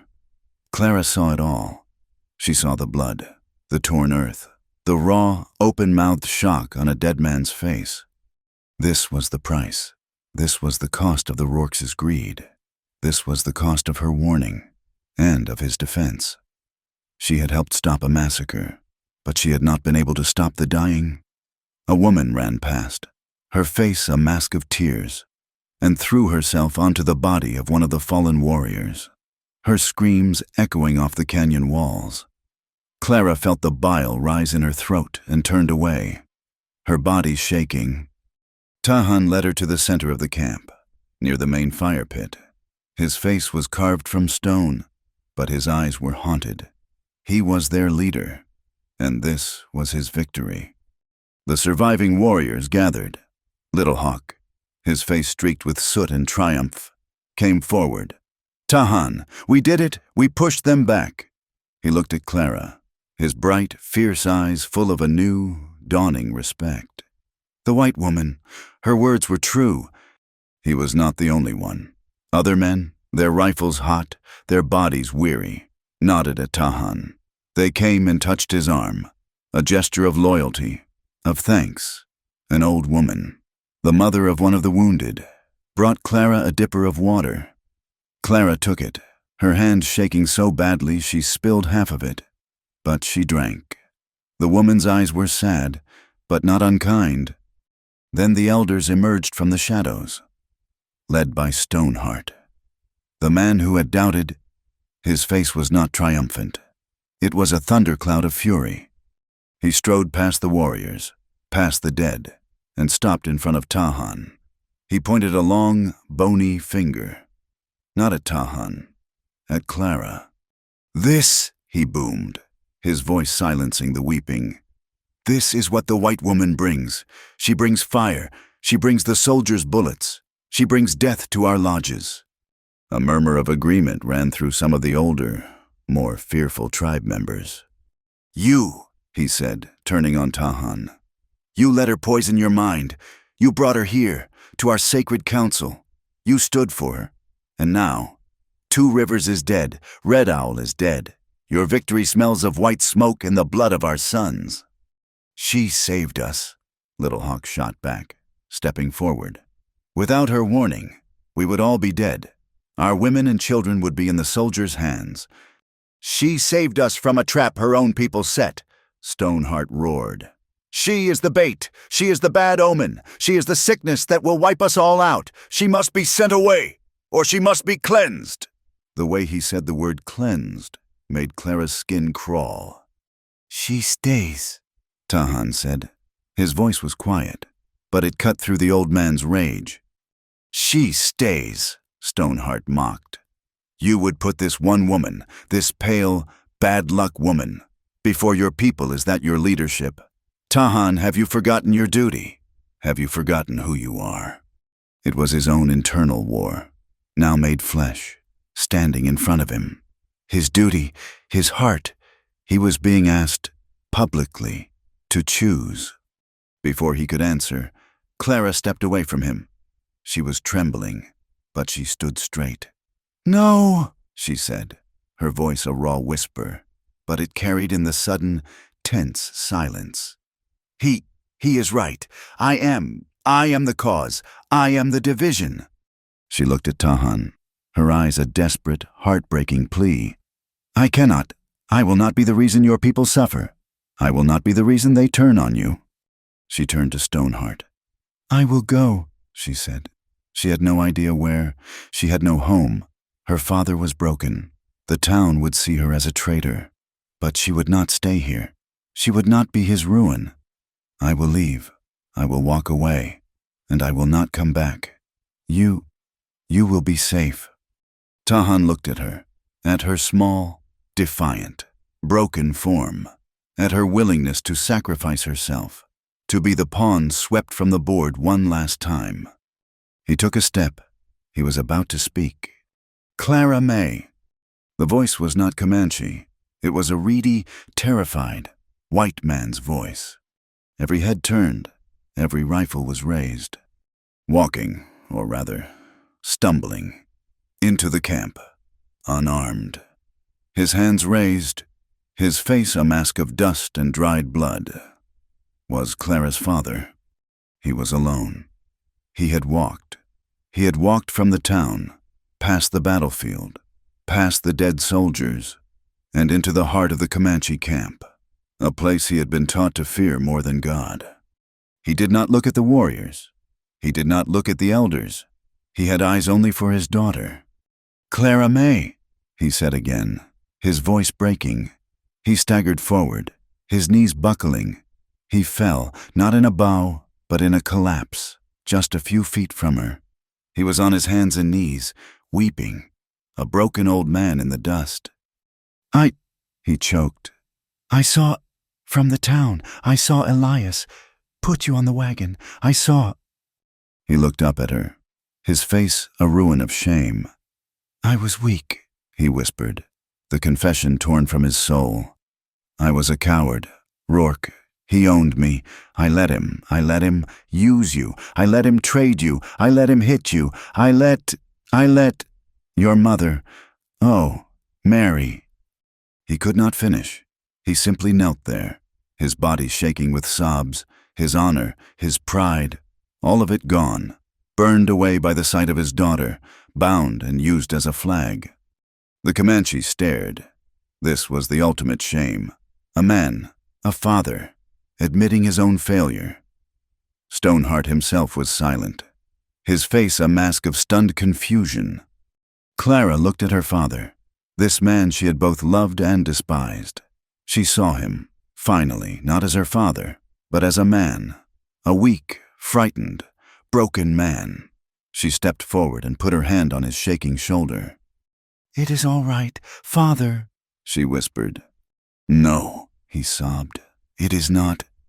It was this final, broken human moment that settled the war in Tahan's heart. He knew what he was. He knew what he had to do. He walked past Stoneheart. He walked past the grieving women. He walked past Clara's father, who was still kneeling in the dust. He stood in front of Clara May. The whole village was watching. Her father was watching. The ghosts of the dead were watching. He did not touch her. He just looked at her. "The town," he said, his voice clear, "not for her, but for all of them, is full of whispers. They are saying you are a traitor. They are saying you are an Indian lover. They are saying you are a whore. They are calling you filth. They have cast you out." He turned to Stoneheart. "My people," he said, "are saying you are a bad omen. They are saying you are a sickness. They are saying you bring death. They have cast you out." He turned back to her, and his face, which had been a mask of stone, softened. "They are all wrong." He reached out and, slowly, deliberately, he took her hand, the raw, rope-burned, bloody hand. He held it up for all to see. "This is not a white woman," he said to his people. "This is not a bad omen. This is Clara May. This is the woman whose warning saved your wives and your children. This is the woman who stood on a wagon, a shield for murderers, and did not break. This is the woman who faced the man who owned her, and she fired the shot that set her free." He intertwined his fingers with hers. "She is not property," he said, his voice a low, powerful growl that silenced the entire canyon. "She is not a thing to be traded. She is not a pawn to be sacrificed." He looked at Stoneheart, his eyes blazing. "You ask me to choose. You ask me to put my duty before my heart. But you are wrong. She is my duty. She is my person, for she has more courage, more honor than any of you who would cast her out. She is a warrior." He held her hand tighter. "I choose her," he said. "I chose her. If that means I am no longer a warrior chief, so be it. If that means I am no longer one of you, so be it. But I will not lose her." He stood there, holding her hand. A warrior and the woman he had chosen, united in front of both their worlds. A single, defiant, unbreakable truth. Tahan's declaration hung in the air, heavy and final as a death shroud. Stoneheart stared, his face a mask of disbelief that a warrior would so openly defy the council. And for a white woman, the weeping of the grieving mothers had subsided, replaced by a stunned, watchful silence. Clara's father was still on his knees, his head bowed, a broken man who had just witnessed something far beyond his understanding of the world. Clara, her hand still held in Tahan's, felt a warmth that had nothing to do with the sun. It was a strength, a solid, grounding presence. He had not just saved her, he had claimed her, not as property, but as a person, in front of the two worlds that had tried to tear her apart. The impasse was broken by the sound of hoofbeats, slow and deliberate. It was not a charge, it was a parley. The army captain, the same one from Rourke's office, rode in. He was not wearing his saber. His hat was in his hand, and his face was grim. He was flanked by 2 soldiers, their rifles held in a non-threatening downward position. Tahan did not release Clara's hand. He simply turned, his body placing her slightly behind him, and faced the soldier. "I am Captain," the man said, his voice raw from the smoke. "Captain Miles. I am here under a flag of truce." Tahan said nothing. The captain looked around at the burning lodges, at the dead warriors, at the dead soldiers who lay twisted on the plain. His face was full of a deep, weary regret. "This," he said, gesturing to the carnage. "This was a mistake. This was a lie." He looked at Tahan, then at Clara, his eyes widening in recognition. "My God, the girl, Rourke's, Miss May. What in heaven's name?" "She is with me," Tahan said. The words were flat. "I see," the captain said, swallowing. He had seen her tied to the wagon. He had seen the whole, ugly, unraveling of Rourke's plan. "The town is in chaos. Boss Rourke is being held under guard." "Elias," Tahan asked. "Dead," the captain said simply. His men found him at the bottom of a ravine, broken neck. He looked at Clara, a question in his eyes, but he did not ask it. He did not need to. "My men," he continued, "the ones who survived, they are talking. They are saying Rourke's men fired first. They are saying the attack on the shed was staged. They found Jed's body. The man Rourke claimed you took. He had been shot in the back with a .44 caliber bullet, not an arrow." He took a deep breath. "Boss Rourke is ruined. His contracts will be investigated. His power here is broken. This territory will be under military jurisdiction until a full report is filed." This was the end of the Rourke Empire. It had crumbled in a single day of smoke and lies. The captain turned his gaze to Tahan, soldier to soldier. I cannot bring your men back, and I cannot bring mine back. But this stops. It stops now.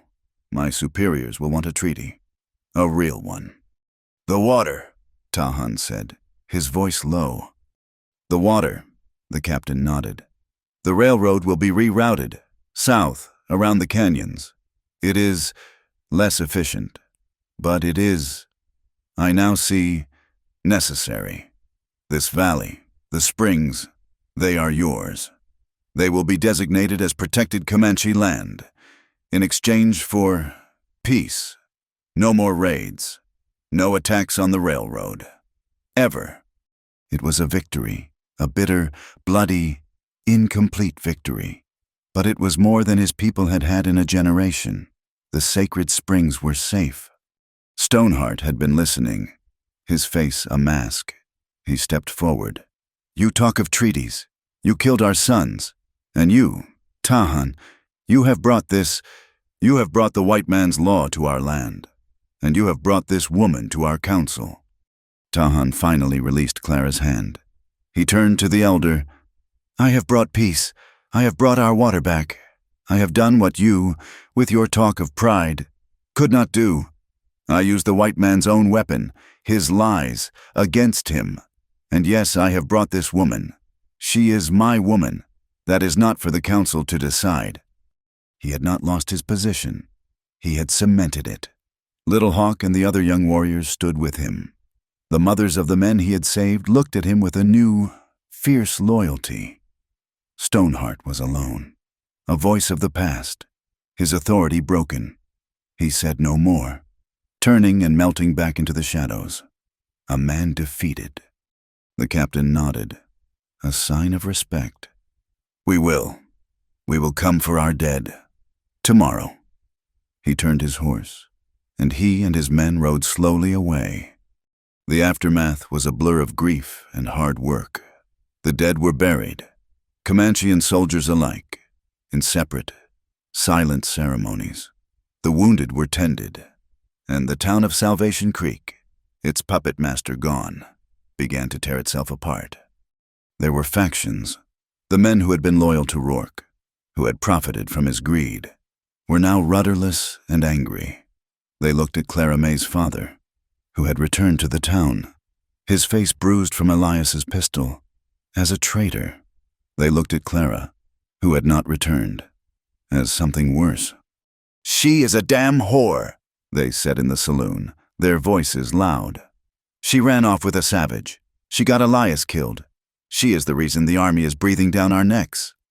The women were no better. They gathered at the mercantile, their faces pinched, whispering behind their hands. "She was never a good girl, always wild, running off, and with him. It is unnatural." They made the sign of the cross when they spoke her name. Her father was a pariah. But there were other voices. The Mexican families, the ones Rourke had tried to drive from the river. They did not see a traitor. They saw a hero. The small ranchers, the ones who had been squeezed and threatened. They saw a woman who had broken the man who was breaking them. They began, in small, quiet ways, to show their support. A basket of fresh-nailed eggs left on her father's porch. A quiet nod in the street. The town was no longer united in its fear of the Comanche. It was divided by its fear of itself. Clara and Tahan did not stay in the center of the camp. The burning lodges, the ghosts, the grief. It was too much. And she, despite Tahan's words, was still a white woman. Her presence was a constant, sharp reminder of the battle. "We will build," he said to her. 2 days later, the air was clear, the smell of smoke finally gone. They did not build in the village, and they did not build near the town. He took her to a place she knew, a bend in the river, the one where he had first seen her, the place she had ridden to escape her engagement party. It was a small, flat piece of land, nestled between the river and a stand of old, tall cottonwoods. It was not Comanche land. It was not white land.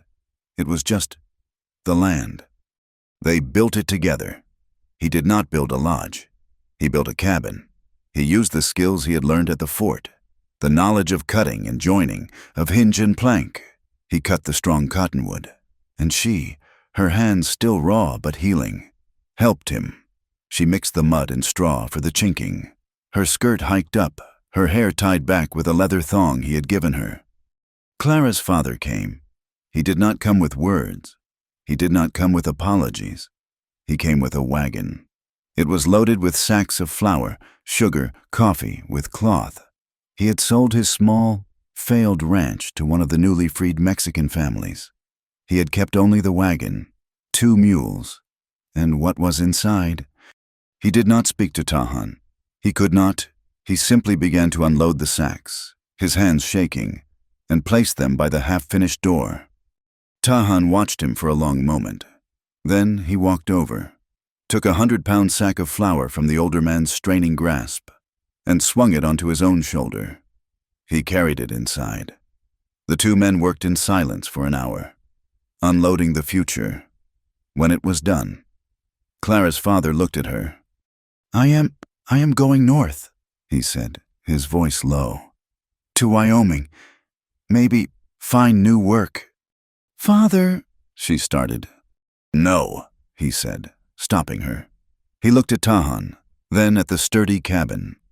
You are safe. That is all. You are safe." He climbed onto the wagon, and without looking back, he drove away. A man finally, painfully, free. The Comanche came, too. The first was Little Hawk's wife, a young woman named Morningstar. She came with a bundle of cured skins, soft as velvet, for their bed. She did not speak English, but she smiled at Clara, a quick, shy smile. Then, the women whose wounded sons Tahan had tended. They brought herbs, dried bundles of yarrow, for stopping blood, willow bark, for fevers. They laid them at Clara's feet. Gifts for the white woman who was not white, the healer who was not Comanche. They had found their new role. Tahan's skill was not just in fighting. As a scout, he had been the camp's doctor, treating arrow wounds, setting broken bones, stitching gashes. His touch, so strong in battle, was surprisingly gentle. And Clara, she had her mother's hands. She had the old, tattered nursing book her mother had brought from Boston. She read it by the firelight, her lips moving, sounding out the long Latin words. A young Mexican boy, whose family now owned her father's ranch, had fallen from a horse, his arm bent at a sickening angle. His father, trusting no one in the white town, had brought him to the cabin by the river. Tahan had held the boy, his voice a low, steady rumble, speaking the Comanche words for courage, while Clara, her face pale but her hands steady, had pulled the bone back in place, just as her mother's book had said. She had made the splint. Tahan had bound it. They became a quiet, essential part of the new world. The river healers, a Comanche warrior with a bullet in his leg, who did not trust the army doctor, a soldier, sick with a fever, who had more faith in Tahan's willow bark than the post's quinine, a Mexican woman, struggling in childbirth. The wounds were healing, inside and out. Clara no longer woke from nightmares of Elias's face, his hands. She no longer felt the burn of the ropes. She was no longer property. She was a woman who worked, who healed, who was needed. And Tahan, the guilt of his blue coat, the shame of his service, began to fade. He saw that the knowledge he had learned, the white man's ways, was not poison. It was just knowledge. It could be used to kill, and it could be used to heal. He was no longer a man of two worlds. He was a man of a world, this new, fragile one he was building with her. They gave each other a place to stand, a reason to be proud of the scars. One evening, the sun was a bleeding, glorious red, sinking behind the western ridges. They had just finished setting a broken wing for a hawk, a wild creature that had let Tahan hold it. They washed their hands in the river, the water cold and clean. They sat on the bank, their shoulders touching.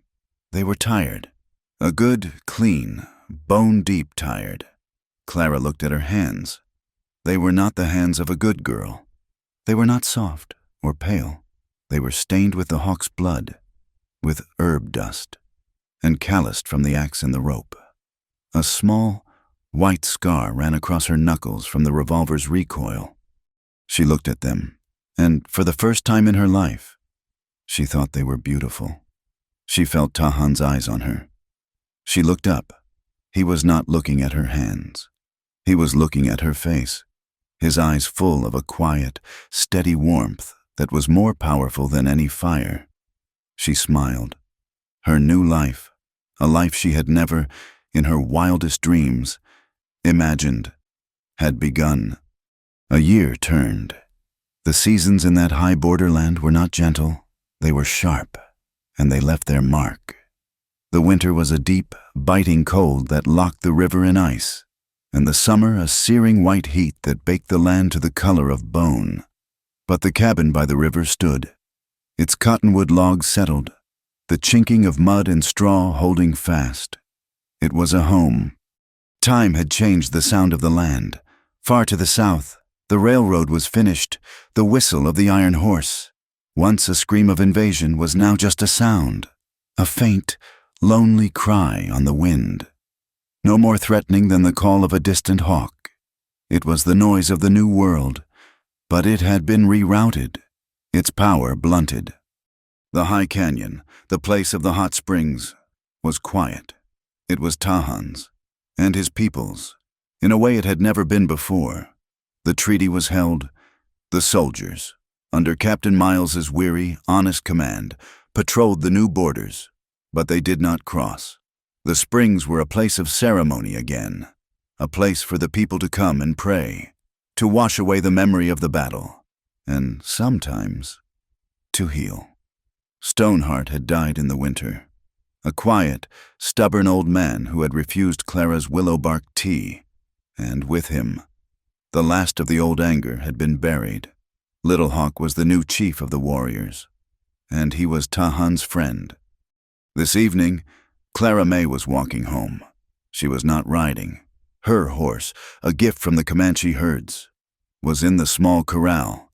She was walking, her basket heavy on her arm. She had been up in the hills, gathering the last of the purple sage before the autumn turned it brittle. She was tired. It was a deep, satisfying ache that ran from her shoulders to her feet. Her hands, no longer soft, gripped the basket's handle. She saw the cabin, a solid, comforting shape in the blue twilight, a thin ribbon of smoke. Her smoke rose from the stone chimney, and she saw him.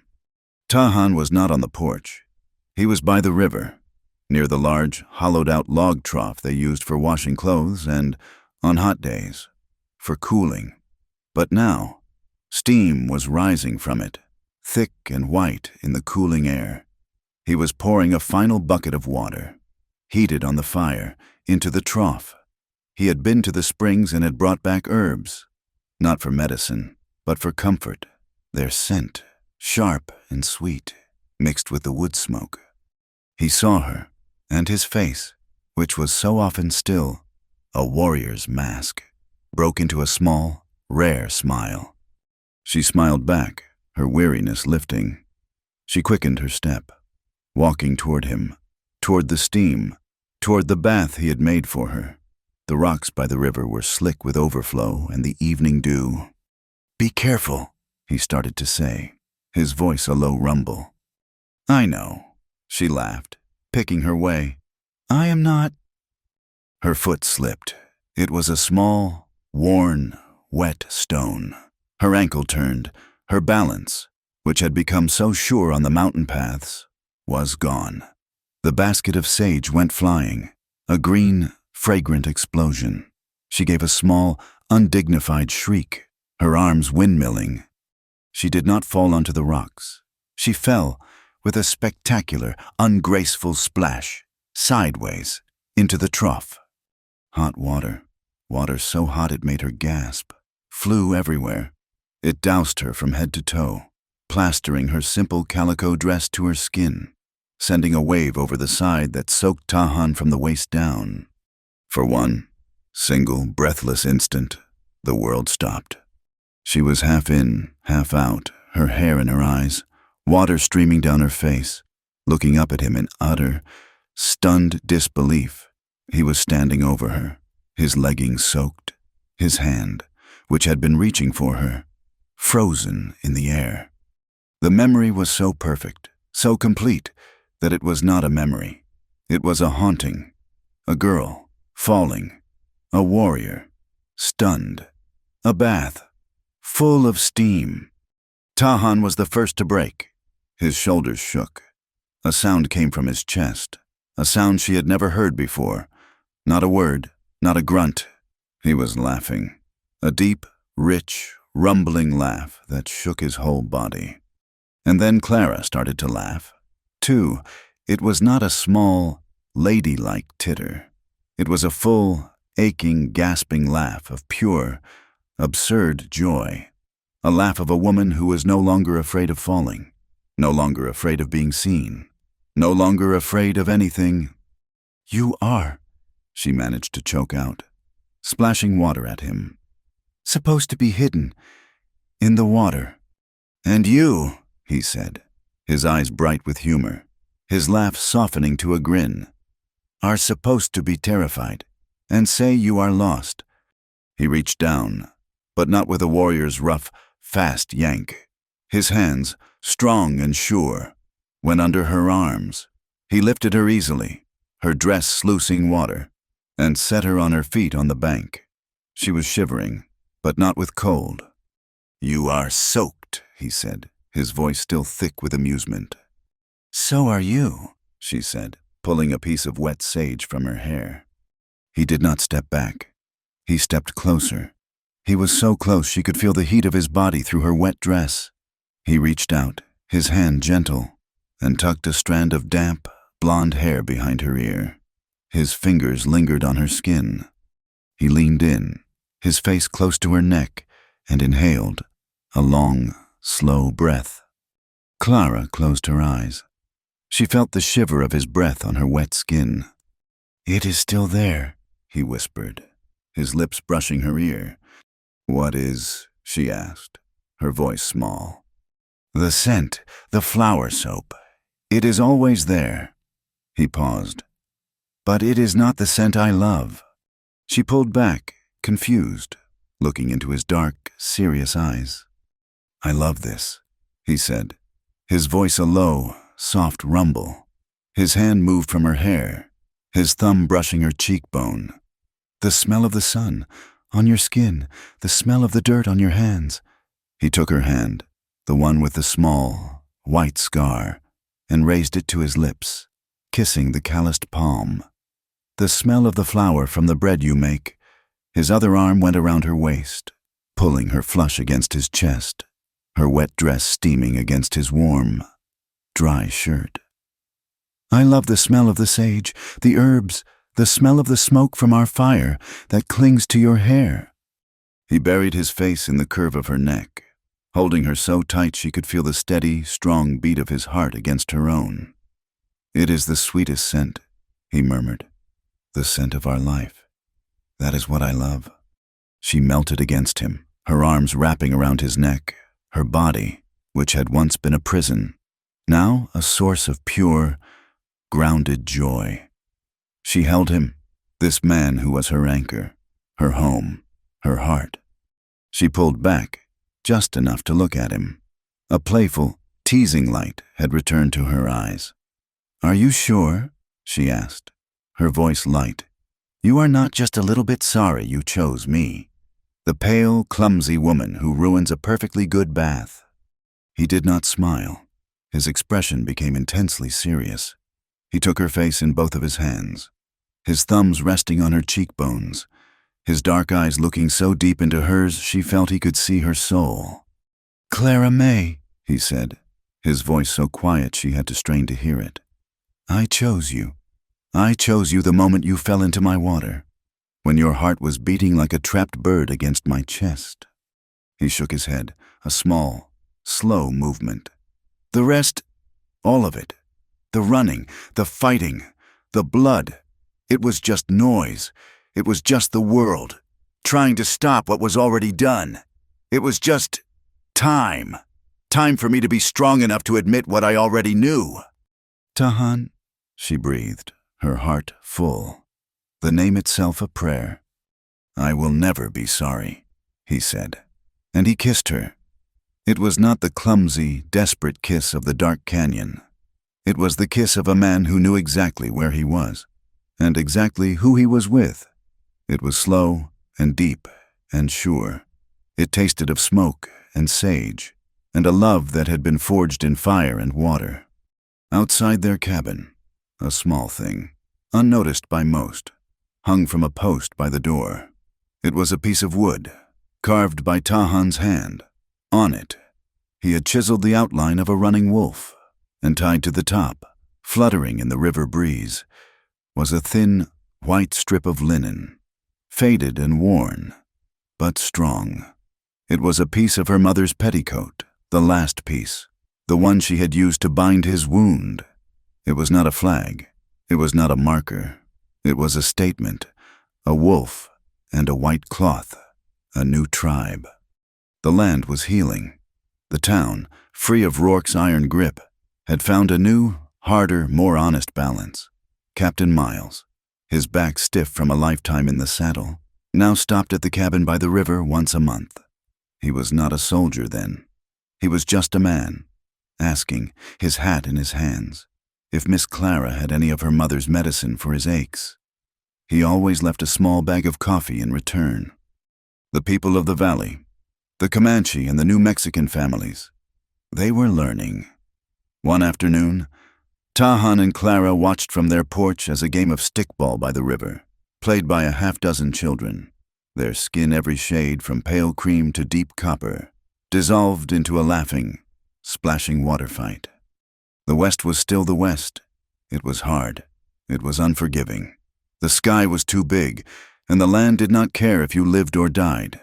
But it was not just a place of taking, of blood, of endings. This love, The love between a Comanche warrior and a virgin who was no longer property. It did not change the world. It did not erase the injustice, or bring back the buffalo, or stop the relentless push of the iron horse, but it proved a small, quiet, powerful truth. It proved that freedom was not just the right to ride under an open sky. It was the right to choose, the right to look at two worlds that tell you that you must be one thing, and to say, no, I will be something new. It was the right to choose, finally, where your heart belonged. They stood on the small bluff above their cabin, hand in hand, watching the last sliver of the sun ignite the sky. The air was cool, smelling of pine and the coming winter. In the vast, purple distance, the train whistle blew, a faint, human sound in the great, wild silence. Tahan heard it. Clara heard it. They did not turn. They did not flinch. They just stood, together, and watched the stars come out. Here, in this land, where the wind still carries the scent of smoke and horse leather and, sometimes, the memory of flower soap, falling by accident into a warrior's bath. There are so many more stories left to tell. Thank you so much for listening to this story. I am so curious. Where in the world are you listening from? Let me know in the comments. I would love to hear from you and share our thoughts. If you enjoyed this tale, please consider subscribing to my channel, Wild West Tales, and giving this video a like. And if you really loved it, please hit that hype button. It helps so much, and it lets this story be heard by more folks, just like you.